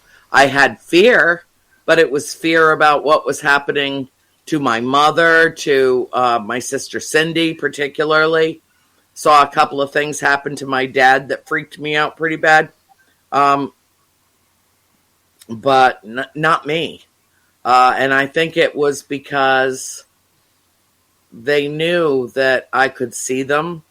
They knew they treated me the way I treated them. We kind of had a golden rule thing going on. Mm-hmm. And I was fascinated and curious and appreciated them. And would try to talk them down when they were misbehaving. Like if we were going to have company and I would ask them to, please behave and, don't embarrass us. And don't, please don't make it sound like a body just dropped upstairs. Don't do that right now. Okay. Could you just let these people come and go without there being trauma involved? And, it took years and years for me to understand that I had a kinship with them. And there is my mom did the research, and our family has absolutely no ancestral ties to the families that lived in that house, to the individuals that lived there for hundreds of years. And yet I saw a spirit in that house that looked like me now. And I'm 63 now. And I saw her when I was 17. Wow. everybody in the family saw her except me. Saw her full body because she was standing next to me on the hearthstone in the parlor, and my whole family was sitting at the dining room table in the adjacent room. I was the only one that saw her face, and she was the mirror image reflection of me as an older woman. The only difference is that she was wearing clothing from, I would say, about the 1850s, 1860s, with the big leg of mutton sleeves and the pearl buttons down the sleeve and a lace collar. And she had my thick gray hair, except that it was really long, like it was when I was a kid. I could sit on my hair, and it was all in a bun on the top of her. And she looked at me and she smiled at me with the most loving smile. And she looked at mirror imagery of reflection of how I look now. Beautiful. Beautiful. And I never told my mother about that until we moved out of the house a few years later. And she got all choked up and she said, "Now do you believe in reincarnation?" And I said, I don't know. I don't know, honestly. But I will tell you, she said, "I'll tell you, I always knew we bought this house for you." Beautiful. Andrea Perron on Ghosts of the Great White North. We have her for another 30 minutes here with Merle and me on Spaced Out Radio. Beautiful. Beautiful. Loving it. Strong. Andrea Perron, strong. Andrea Perron, strong, yep. Mm-hmm. See, what I want to know, when you went there with your family in I'll let October, you guys chat. I gotta hit the bathroom. Was it business as usual with the spirits? Like when you got, like, could you see them and they're like, kind of like, "Hey guys, long time no see" type thing? Or was it, since there were a lot of live stream wires, cameras, people, were they more quiet? They were more reserved. Yes. Okay. They were more reserved. We did have several experiences. We had a lot of energetic experiences that weekend. We caught some things on some of the different equipment that they were using, but they didn't like the crowd. They didn't like all the disparate energies that were brought in by so many different individuals. Mm-hmm. And for the most part, they kind of hung back, which was fine. I expected that, but they certainly did make their presence known. And I did an experiment that they asked me to do that weekend called the Estes method. Yeah, I know that one quite well. Yeah, where you put on a pair of earphones and close your eyes, or they put masks on. I was not comfortable with that. So, eye masks. So, I just closed my eyes, and a lot of information came through for me. I could have done it for hours and hours and hours because it was so clear what I was hearing, and what was being said. Was fascinating to me. My sister came through. My sister April, who passed away in 2017. Oh, wow. Came clearly through. No question that it was her voice. And she didn't say hi to me. She said hi to Jen, the owner of the house. Right. Okay. Are any of the darker spirits still there? Or, I don't want to say negative, but like, I don't know what word would be better, but like the darker ones, are they still lurking around? I'm sure. Yeah. Yeah, I'm sure that they are. I don't know. My mother was like the trigger. Right. For that. My mother and my sister Cindy. Cindy went back a couple of years ago in 2019 to shoot an episode of Kindred Spirits with us there. and she was physically attacked in the house. Wow. And that was when she said she would never, ever go back again. And I felt really guilty about that because I was the one that convinced her to come on that shoot. And it was unfortunate because we shared a great deal with the team, the production team, and Amy and Adam and Chip, and about 98% of it hit the editing room floor. No. And that was a shame because it was paranormal gold and they threw it away. Damn. And, I had no control over that. None. And so that was the reason why I convinced my family to do the live stream, because that way at least they would be able to speak their truth and tell it their own way and not have anybody edit it out and take it away. Right. It would be there for anybody that was watching to see it. Why do you think Cindy's a target when she goes there? Because she died when she was 2 months old. Oh, okay. Merle, we're going to take some audience. We haven't taken any audience questions yet, and there's been a bunch. So this next half hour, if you don't mind, you good with that? That's great. Andrea, are you good with that? I am.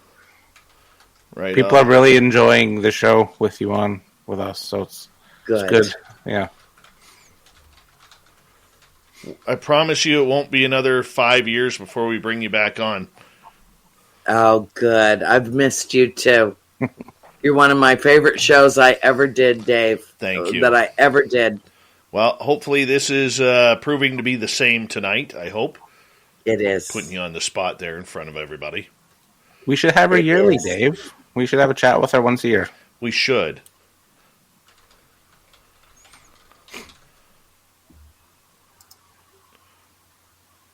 This is exciting. We got about 1 minute here, guys. 1 minute. Okay. All right. Let me just quickly go like this.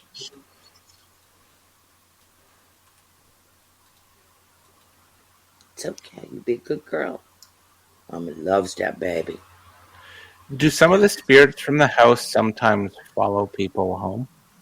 Yes. Yeah. Yep. Why is that, do you think? I don't know. I really don't know. And you'll hear me say that with some frequency All the right. more we talk. Hold on, guys. We got 15 seconds. I want to say a big thank you to Melissa, Fabster with the hat trick, Jules, Thomas, and Tim for the amazing super chats tonight. It's a fantastic night of radio here. Let's do hour number 3 right now.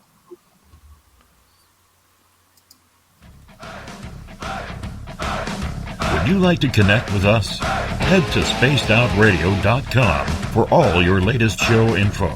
Now, back to Dave Scott and SOR. Here we go with the third and final hour of Spaced Out Radio tonight. My name is Dave Scott. Thank you so much for taking the time to join us. We really do appreciate earning your listening ears wherever you are on this beautiful planet we call Earth. Hello to everyone listening in on our terrestrial affiliates across North America and digitally on TalkStream Live, Revolution Radio, and KPNL. All of our archives are free. Just join us at youtube.com/Spaced Out Radio. Do me the favor, hit that subscribe button. The Desert Clam has set the password for tonight in the SOR Space Travelers Club. Calamist.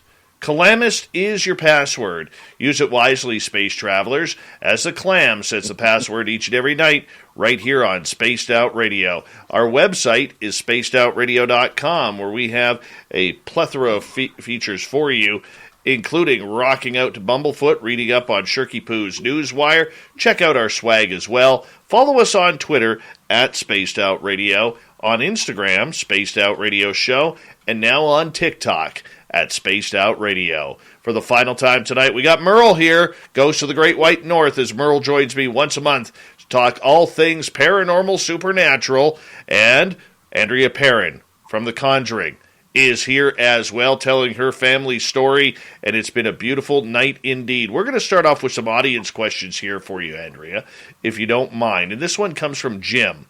What do you think of the book Moral Relativity? Have you read it? Actually, I just got it from Jen and Corey at the farmhouse. And I brought it up here with me to Georgia, and it is my Christmas reading. But considering that that's the book that keeps getting kicked out of the bookshelves, the library at the house that used to be my parents' bedroom, I figured that there's some message in there that I need to look at, and it's a philosophy book, and since I have a degree in that, I'm very used to being able to read philosophy and get into the minutia of it. So I'll let you know on the other side, but I did bring it with me. All right, a follow-up question from Jim.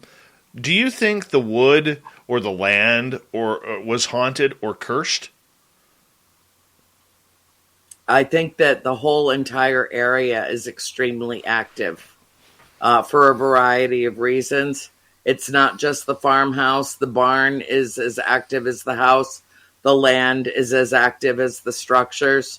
When you think of, I think that conflict has a lot to do with paranormal activity. And when you consider that house was there at the founding of the colonies, that there was, the King Philip's War went on, the Dorr Rebellion happened in that area. Of course, there was the Revolutionary War, the Civil War. The house was used as part of the Underground Railroad. It has an extensive history. And I think that it was probably a lot of living and dying that went on. And that whole valley belonged to the Nipmuc Indians prior to the colonists arriving. It's ancient land. It's no more ancient than any other land on the planet, but it had an awful lot of, yes. I'm sorry. Oh, squirrel! I get distracted easily. But I think that there's this thing called the Black Book of Burrowville, and it's loaded with 300 years of deaths, bizarre deaths that occurred in that area, the northwest corner of Rhode Island, Massachusetts, and Connecticut. It's an extremely active area. Let me answer. This is no justice, no peace. Do you think you can summon a paranormal experience if you want one? I'm always having a paranormal experience. I spend very little time in 3D. I find it incredibly dark and oppressive. I only have one toe tethered to this earth. My head's in the clouds. I am a living, breathing paranormal experience. When people hug me, I just tell them, congratulations, you just hugged an extraterrestrial. I'm a hybrid. I know that I am. All right, let's get to another question here. This one is from Josh, who is asking, what are your thoughts on shadow people? I don't know if they are spirit, if they are interdimensional creatures, or if they are extraterrestrial in nature in the purest sense of that word, as in an alternate race from another planet. But I do know that they are real. I do know that they exist. I don't know if it's spirit that's trying to manifest and doesn't have quite enough energy to do it, so they appear as translucent or opaque, but with no features. But I've also seen shadow creatures, and some would say demonic. I don't know. I've never ever seen a demon per se. The problem with the lexicon and the vernacular is that we're working with a new language. We are trying to describe things that we see, and put a Post-it note on it. This is such and such, this is such and such, this is good, this is evil. We don't know. I mean, what if everything is just one thing? What if everything is consciousness and energy and existence all wrapped up into one thing? And we're the ones that carry around the Post-it notes and the Sharpie trying to compartmentalize existence. I just don't think that we can. I know that's probably a convoluted answer to a relatively straightforward question, but I don't know what shadow people are, but I know that they exist. All right, follow-up question from Trippy here. Can shadow figures be benevolent? Yes, absolutely. Absolutely. Well, that's an easy answer. Merle, let's turn it over to you. I do. I think they can be benevolent. I will piggyback Andrea's answer with as much detail. Yes. Okay, cool. Andrea, for you, it's been a long time now since you lived in that house, and you're known for that, but there's so much more to your story and everything. What is something that people don't know about Andrea Perron from not only the experience there, but what has been carried over the years?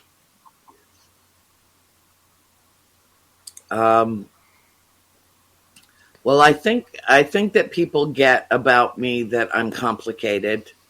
That there's a lot of different aspects and experiences that I've had that I'm certainly willing to share.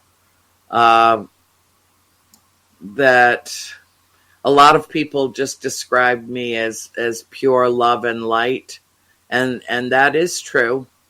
But I have a dark side. I do. I have the full spectrum of human emotion at my disposal, and have no fear about exercising it when it's necessary, as in what I did during the live stream when I kind of went off on the community, like behave or I will hunt you down like the dog you are, just stuff like that. I get angry when I see, because of fictionalized film, that someone went and destroyed the final resting place, the gravestone of Bathsheba Sherman, has been destroyed and removed. That's cruel and incredibly disrespectful. I had a reaction to that. That being, I made a video at the time when it first happened, and I basically said, I might not know who you are, but she does, and woe be unto you for doing what you did. That woman copped a lot of grief and was unfairly vilified in The Conjuring, which is extremely unfortunate, based on a mischaracterization that Mrs. Warren made when she stepped into the farmhouse the first time and said, I sense a malignant presence in this house. Her name is Bathsheba. And she might have sensed that, but then she blamed everything on her. And that was not the case. The spirit that was haunting and taunting my mother was long dead before Bathsheba Sherman was even born. And I'll probably spend the rest of my life trying to clarify that, and will always be her great defender, because I just don't think that you should accuse someone of murder unless you have proof that they did it. There's that. But what do people not know about me? I love my solitude. My peanut buttercup is the center of my universe. She just fell into my lap 10 days before I discovered that COVID existed. And so I saved her, and then she saved me right back. I do crossword puzzles to keep my senses sharp, and I do jigsaw puzzles as therapy because I can get lost for many hours and sometimes days putting together a jigsaw puzzle that gives me some quiet space and quiet time. I meditate better smoking a cigarette than most people can in a temple. And I have a filthy mouth. Bad. Which I will spare you on your beautiful spaced out air, but yeah. Oh, I appreciate that. There ain't a sailor on earth that's got anything on me. I am an ordained minister with an absolutely filthy mouth. I appreciate that. Jim is wondering, could the crooked neck lady be the woman who might have hung herself in the backyard? Nobody hung themselves in the backyard. That was an invention of the Conjuring. It is not true. There is no tree in the backyard for them to hang themselves from. That is a machination of two screenwriters who conjured up a whole third story by cherry picking the case files of the Warrens and by reading my books and freaking out. There was... Now, none of the spirits ever self-identified except for one, which was the little boy that my sister April played with. And his name, he identified himself as Oliver Richardson. The Richardson family built that house starting in the 1600s. So through the history, we were able to establish that connection. My father thinks the woman that haunted and taunted my mother was Mrs. John Arnold, who was found hanging in the barn in 1797 at the age of 93. And apparently, according to the town historian at the time, told my mother that she was found and taken down by a farmhand and brought into the house because to commit suicide was considered, the ultimate sin, and that she could not have been buried in hallowed ground had it been known that she had committed suicide. But chances are that it's her, but we don't know for sure. We don't know all the history. We only know a smattering of the history of the house. Facebook wasn't invented for 300 years after the house was built. And so nobody had the opportunity to post what they had for breakfast or who they had to shoot in the woods or where the 7 dead soldiers are buried. We don't know these things. And we may never know these things. One thing that I'm curious about, though, is that my sister April passed away very suddenly and tragically in 2017. And I know that she's been back to the farm with us. I picked her up doing the Estes method during some research over Halloween weekend. She came through very clearly, didn't bother to say anything to me directly, but instead wanted to greet Jen and Corey Heinzen that own the house now. I know I've always been curious to know, and when I have the opportunity to ask her, I will, if she was able to reunite and be of any assistance to the scared little boy that she befriended in the farmhouse. I think that it would bring some comfort to my whole family to know that she was there for him, because he obviously was struggling and he felt safe with her. But we don't know. We just know that Mrs. Arnold did hang herself in the barn and that she was extricated and brought into the house before she was buried in the old Arnold Cemetery that was originally on that property when it was thousands of acres. And that's all we know for a fact, that it wasn't Bathsheba Sherman that did what she was accused of in that house. Makes a lot of sense. All right, we continue on here. Gloria would like to know, do you believe, Andrea, that the film can transfer or cause paranormal activity for people watching? No. I think that human imagination is very powerful, and some people might feel like they've somehow been touched by spirit. People who read my books often write to me and tell me, I'll never be the same. I'll never think about anything the same way again. I feel like I lived in that house with you. I grew up in that house with you. I know every member of your family intimately well from reading your books. It has completely opened my third eye. I don't experience the world the same way anymore. And I'm glad for that. I'm really glad for that. Is the medium of film very powerful? Yes, it absolutely is. But I would say to anybody that watches the film and then feels like they have paranormal experiences afterwards, chances are really good that they already had spirit around them that now feels a little bit more comfortable being able to try to make that connection. And that really what it did was it opened their minds to the possibilities so that they can experience the spirit that is around them, but not necessarily anything that was conjured on a screen and out in Hollywood. All right. Brazelhoff is asking, do spirit attachments last a lifetime if not dealt with, or can the spirit leave at its will?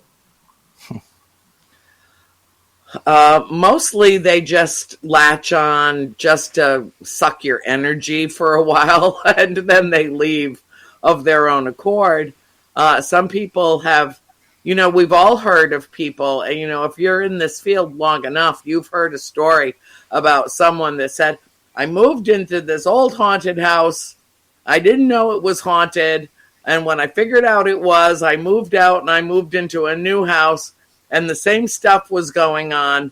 And how can that be if the house is brand new? And my answer is, the house isn't haunted. You are. Mm-hmm. You can either choose to deal with that, or you can, you can ask them to go away, or you can tell them to go away, or you can live with their presence and learn from it. We got time. About 3 minutes here before we got to call it the night. But Jenny is wondering if Amy Allen visited the house, and if so, do you agree with her? I love Amy Allen. She's a friend of mine. I do not know if she's been to the house. It seems like all of humanity has been to the house since the new owners assumed ownership of it. But I have not heard from Amy. Actually, she's more in touch with my sister Cindy. They're thick as thieves, those two. But she's not said anything to Cindy as far as I know about going to the farmhouse. And if she was going to the farmhouse, she'd probably call me and say, you want to come along? So I don't think she's been. I would love for Amy to go to the house to see what she picks up on there energetically and interdimensionally. She has a great depth, a deep old soul and a great depth of understanding, and she's just weird enough to go into the old Richardson Arnold estate and come out with stories of her own. I would love to escort her and give her a tour of the house. So I'll call her, Jenny. I'll call her, and I'm going to call her for the holidays anyway. So I'll check and see if she slipped in and out unbeknownst to me, or if she wants to go, and I'll keep you posted on that. Comment from Pinzer here. Andrea, I'm blown away by the things you've mentioned that my partner and I have exactly questioned or discussed in watching the movies. It's like we just knew some of it. Thank you for your clarity tonight. You're very welcome. My pleasure. It's, before we have to go, I have to tell both of you fine gentlemen, how much affection and respect I have for both of you. Thank you. For the work that you do, for the imprint that you leave on this field of exploration and research. You're both very mature, very thoughtful, deep, emotionally deep men who aren't afraid of your own essence, as it were. And it is always my pleasure to join you, and I really look forward to coming back and continuing where we left off tonight, because we truly only scratched the surface. Sure did. Anytime you want to come on, if you haven't heard from me, you just call up and you say, Dave, Andrea needs to do another show. And I'll be like, okay, we'll get you a date. Not a problem. Anytime, my friend. You were one of the beautiful people of the paranormal. And, over the years, I've said my piece on what I think about people in the paranormal, but you are one of the true gems. That is for sure. True gems, Andrea. Thank you. It means a lot to me. All right. Merle, thank you for a great 2022 or 2021. Look forward to continuing Ghosts of the Great White North in 2022 with you, buddy. Likewise. He's a man of many words. We call him Merle around here. I'm excited too, Dave. It'll be a great 2022, and our guest, we have one hell of a guest for January. Okay, that's enough words from you. You broke your quota right there. Coming up next, we have the Unbiased UFO Report. The fedora-wearing John Hudson is next on Spaced Out Radio.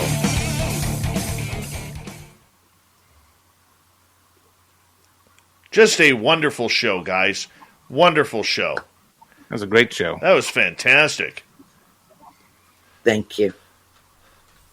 Well, you made it that way. I mean, I've got two individuals who I can engage with, where I don't feel like I have to run everything because they know nothing.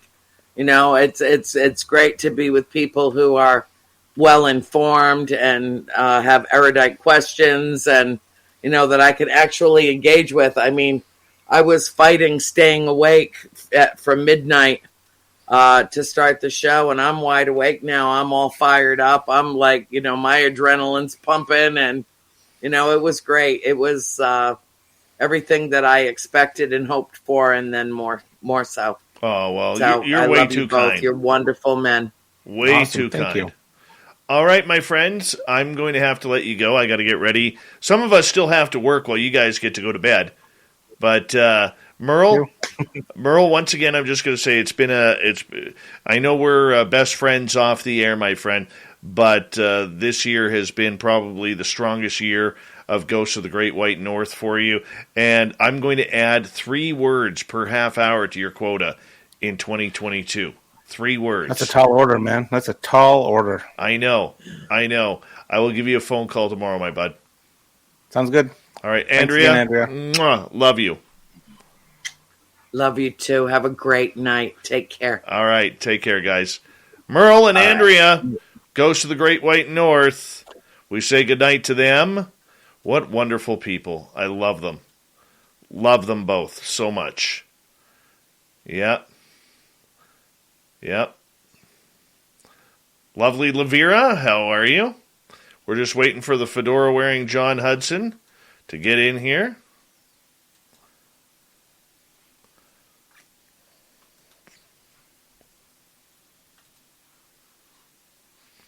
Gotta love the fedora-wearing John Hudson.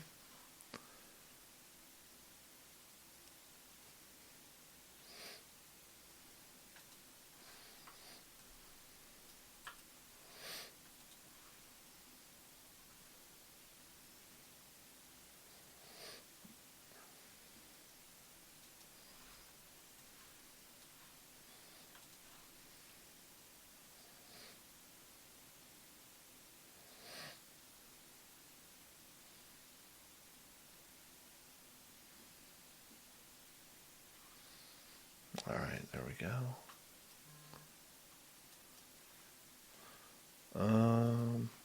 There he is, everyone. There he is. Hi, buddy. How you doing? Doing pretty good, man. Your fedora looks fantastic. Well, thank you, sir. You're welcome. It's flattered. It should be. It totally should be. Very solid night of radio tonight. Wow, man. I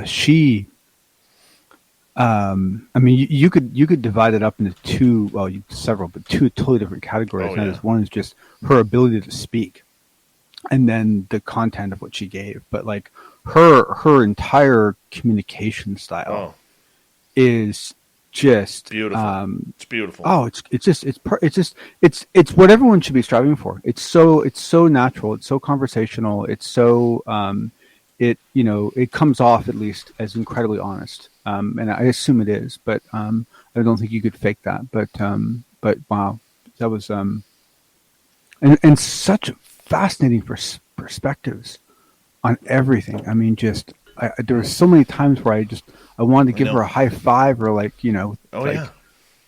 I mean, just like, man.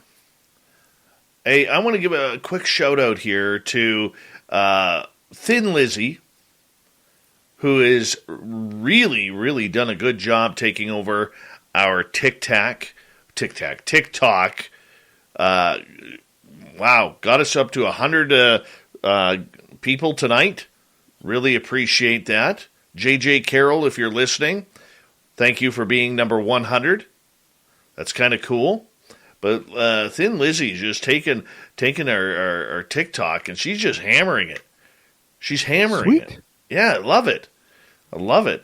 She doesn't even tell me when she posts. She's just like sneaking them in there, and it's like, boom, there's another one. Holy cow, where'd that come from? Thin Lizzy, good job. Gonna give her a few fist pumps for that. Nice. Oh, and she already posted the thanks. That's awesome. Yep. All right, we've got 10 seconds. Thank you to Catfish, Mr. Fapster, Melissa, Jules, Thomas, and Tim for the super chats. Here we go, everyone.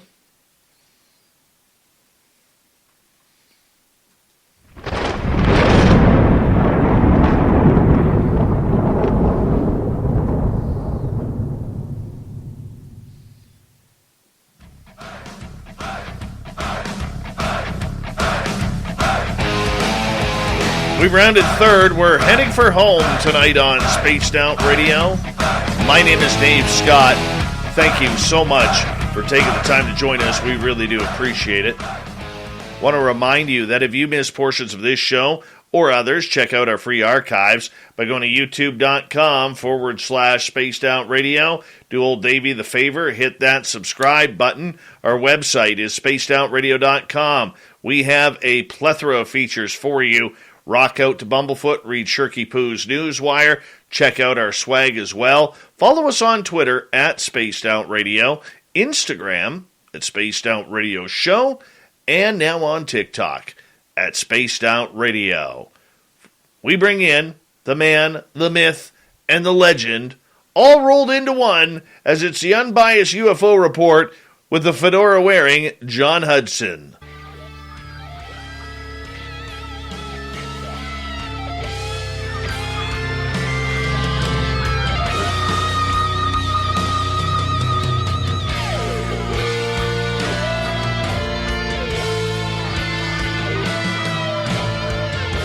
And John Hudson, there is one big story, and one only, that literally we could talk the next 4 to 5 hours about and still not even scratch the surface. And that is the NDAA that includes a new UFO reporting area within the government, passed by a vote of 89 to 11 today in the Senate. And now it's just a signature away from law, and that is the signature of President Joe Biden. I know. And, I haven't had a chance to read through all of it yet because I'm worried. I hate to say this. I'm paranoid. I'm paranoid that something else changed. but it looks like we did it, and it looks like we got in. I mean, yeah, okay, there was some stuff removed that some of us would have rather not. I mean, some of the oversight and the science advisors and so forth. That's certainly unfortunate. And I haven't had the chance to figure out yet whether it's going to be established in the office of the Secretary of Defense, or whether it's going to be an Undersecretary of Defense. But one of the cool messages that you're seeing in a lot of the people who are writing about this is not just that the UAP language passed, but the fact that the language passed was a rebuttal to what the DoD did the other day. Very true. This was Congress saying, no, you're not going to tell us how we are going to run this program. We are going to tell you how you're going to run the program for us. And that in itself is a big deal. Well, before we go any further, I was actually texting Lou Elizondo today. Okay. How is he doing? Well, I'm going to read it to you. I said, hi, Lou, Dave Scott from Spaced Out Radio. Congrats today on your hard work and pressure on the UAP subject paying off big time. What you have helped accomplish is second to none. You deserve a big glass of wine and a nice campfire to kick back and relax. The UFO world is better off because of your efforts. He responded, thank you for the kind words. It hasn't been easy, but together I think we are all making a difference. Thank you at Spaced Out Radio for what all of your team does as well. So he's paying attention. He is. And I think that was some very kind words. We shared some more conversation that I'm going to keep private for now. But, I mean, look, whether you love Lou Elizondo or whether you hate Lou Elizondo or you don't believe him, the fact is the man, along with Chris Mellon, have worked their tails off to finally bring UFOs to the forefront, that they are here. There's no turning back now in humankind's history. Correct. And let me just say that I had no notions that this would be a likely goalpost for us to have on this journey, right? Like if I look back 5 years from now, 5 years prior to now, I wasn't thinking, and if we pull up our cards right and we do all the right things, maybe we'll get some congressional documents written. Like that. No, that's not what I was thinking, right? But at the same time, now that you see it, now that you see what it means, and you see how it's written, and you see the language and what it actually establishes, it's like, wow, this is huge. This is really, really huge. This is a really big deal, and I really hope. I sincerely hope that Lou and that Lou Elizondo, that Christopher Mellon, that there's a lot of people involved, but certainly the primary people that have been dedicating majority of their waking hours toward this for a couple of years now, really do sit down and just have a glass of something they love and listen to something good, because they really deserve a pat on the back today. This is now law, and this is how you get things done in the United States. The budgets are what drive everything. And so the fact that this place is now going to have a budget, this is finally going to get real. Well, it's going to get real, but I mean, the big question that everybody's going to have on their heads here, and I'm still a little hesitant on this, is the fact of how much of that information is going to be released to the public. Now, there's still going to be a lot of classified information, whether or not the military reports it or not. Does the public have an opportunity to be screwed again on this? We're going to have to wait and find out. But, I mean, look, the one thing that I will say about this, and I've been very critical over the years, whether it was with the To the Stars Academy, well, pretty much since then. But I will say this.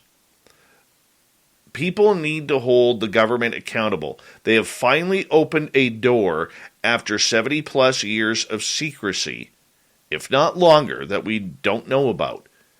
And we need to see what's behind each and every one of those doors.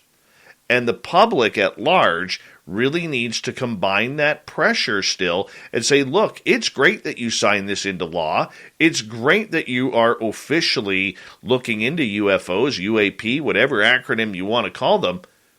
But we need to know. We are the people putting you in power. we need to know.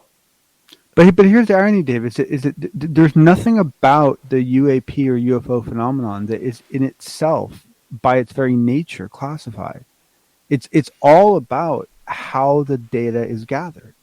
And this is why, all that's happening is it's a really good thing. And it might get some interesting things to happen. It might trigger some very interesting things over time. But ultimately, it's not really going to make a huge difference, at least right away, to your life or my life, because essentially they're not going to, most of the data that they're going to be chewing on is data they can't share. And it's not because of what it's of. It's because of what was used to collect it.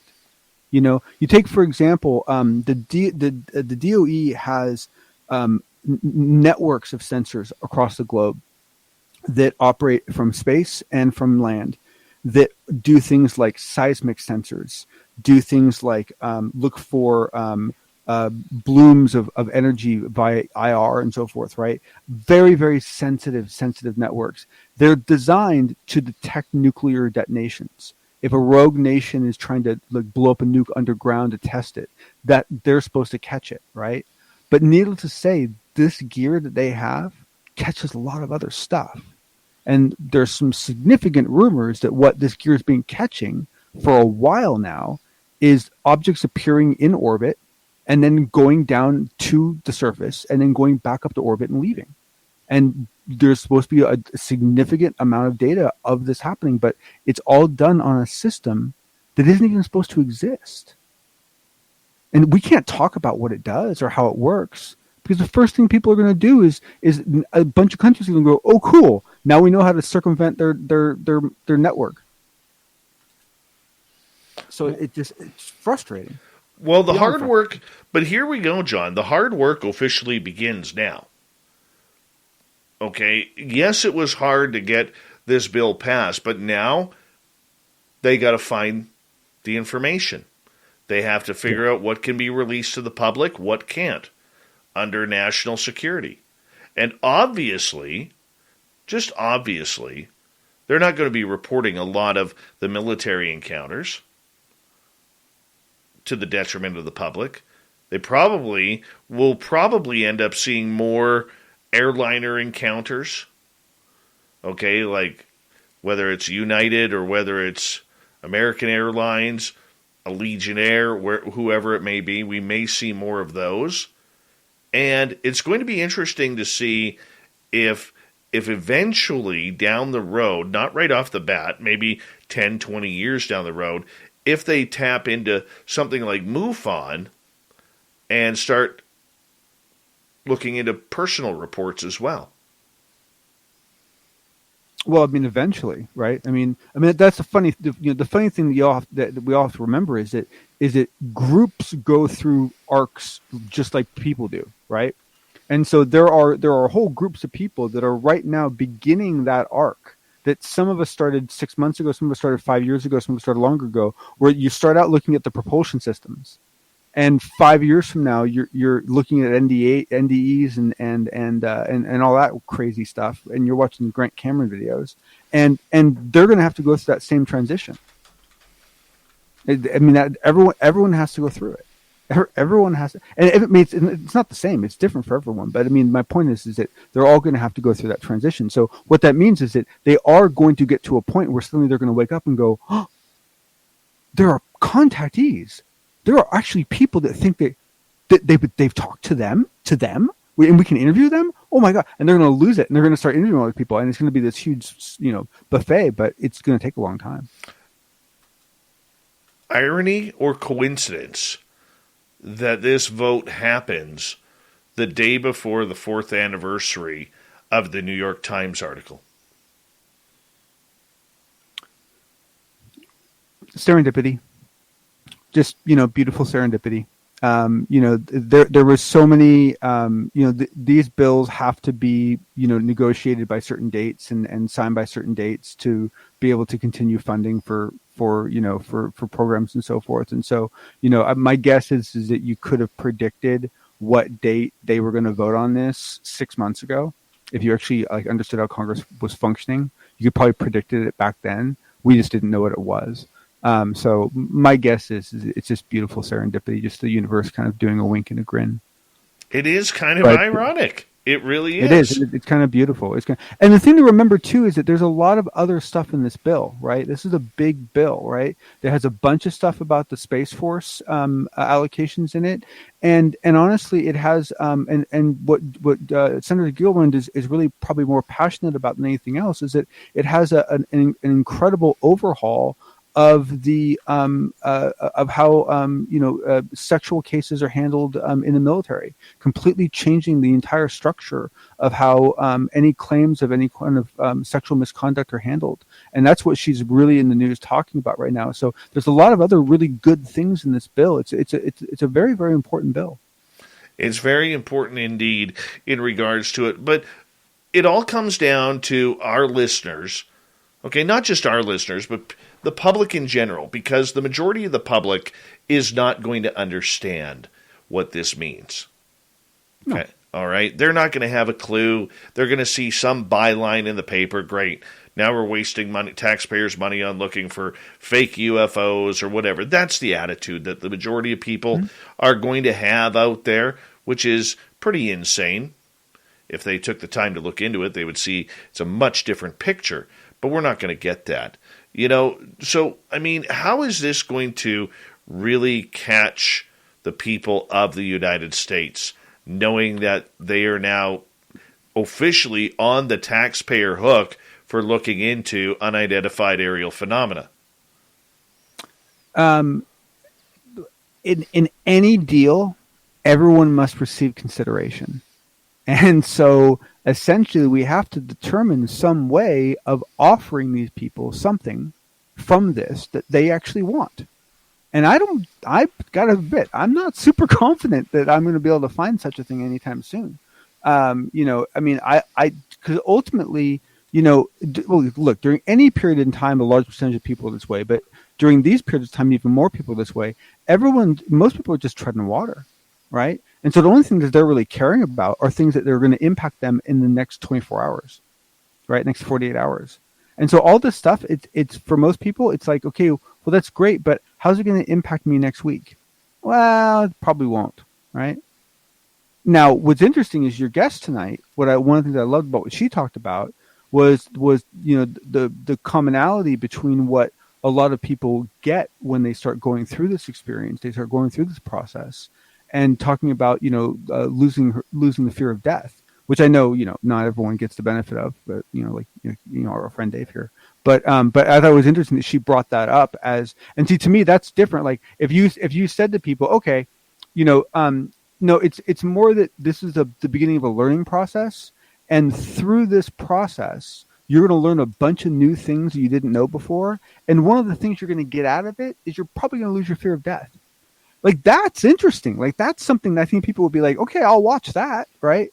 But no one's going to say that. And so I don't know how you motivate people. Like, I don't even know how I motivate, my brother or my wife or my sister to care about this stuff, right? I don't know for if them, you it's can. just like, yeah, exactly. I mean, it's just, it's just the way it is, unfortunately. Yeah, I don't know if you can. But, I mean, either way, this isn't... I think for the UFO public, we need to understand that this isn't a sprint. This is still a marathon. To disclosure. Yes. We're nowhere closer. Now, I still would love to hear someone tell me why now. That is a huge... I think it's the radar, Dave. I really do. I don't know. It's just coincidental. I think it's just... Well, I did have a talk. Showed up. I did have a talk with Bob McGuire earlier today. Or it was yesterday, pardon me. And I said to him, I said, Bob, I said, you realize that you are the right guy at the right time to figure out the whole Fitbit information.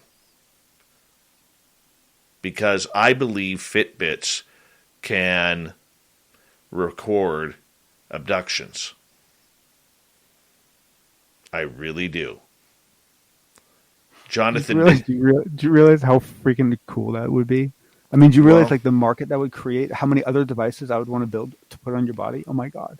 I would want to cover you in telemetry. Well, when Science Bob and I had our, I don't know what it was, a number of months ago, his Fitbit read that he was awake for 90 minutes.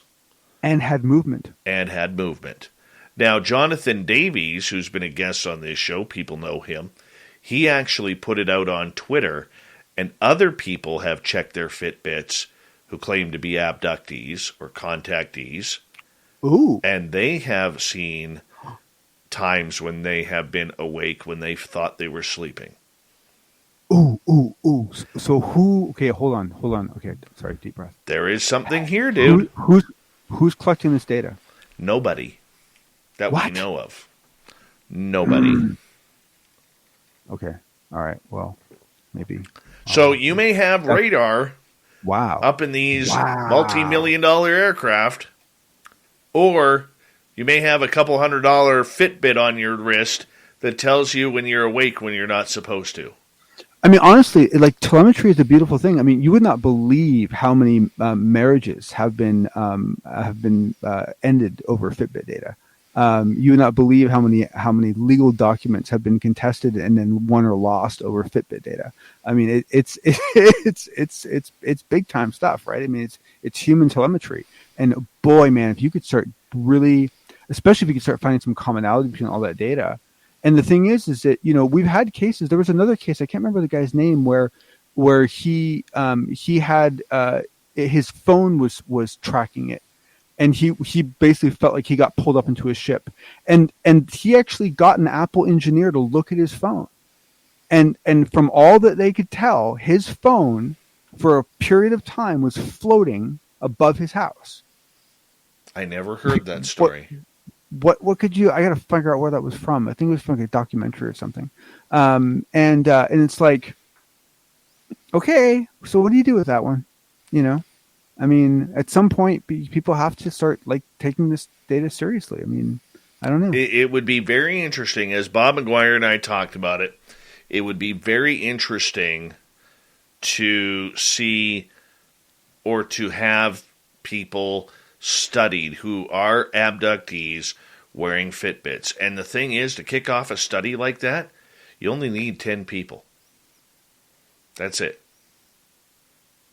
Well, and what I find super interesting is that why aren't the Fitbits being interrupted?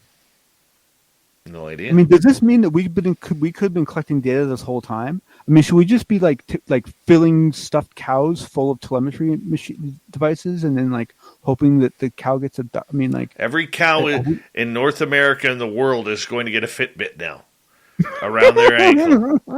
Oh yeah, every cow is going to get a Fitbit. Totally, absolutely. You know what? Absolutely, unbelievable. But it is something to track, and today is a very good day in ufology. I said, whether you love Luis Elizondo, Chris Mellon or not, whether you believe them or not, whether you think they're trolls to the UFO community or not, every now and again you got to bite your tongue and give credit where credit is due. And these gentlemen helped play a major part in bringing UFOs to the latest American defense budget, and now we see where it goes. It's going to be incredible. And just as one more point is that one of the things this is going to lead to is it's going to start legitimizing enough that we finally might start seeing grant movement in the academic world. Absolutely. John Hudson, thank you for eating up all of the final half hour on this all-important topic. We'll see you in the after show, and thank you so much once again for being just a rock star for us here on the Unbiased UFO Report. Big thank you to Merle from the Paranormal Road Trippers for Ghosts of the Great White North, and a fantastic guest from the Conjuring House, Andrea Perron. Make sure you check the replays on our YouTube channel. We got Mr. Ron Bumblefoot Thaw rocking in the background with Little Brother is Watching. Bumblefoot is the official music of Spaced Out Radio, rocking us in and out of every single show. Get your horns up for the guitar god himself. Special thanks to everybody listening in at home, at work, in your cars, wherever you may be. Thank you to everyone in our chat rooms tonight.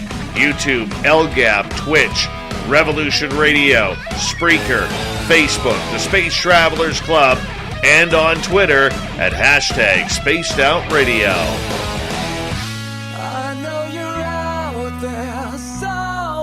Remember, this show is copyright by Spaced Out Radio and SOR Media Ventures Limited.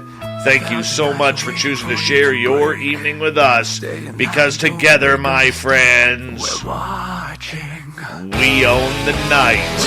Mr. Bumblefoot, we need a favor. We need you to take us home.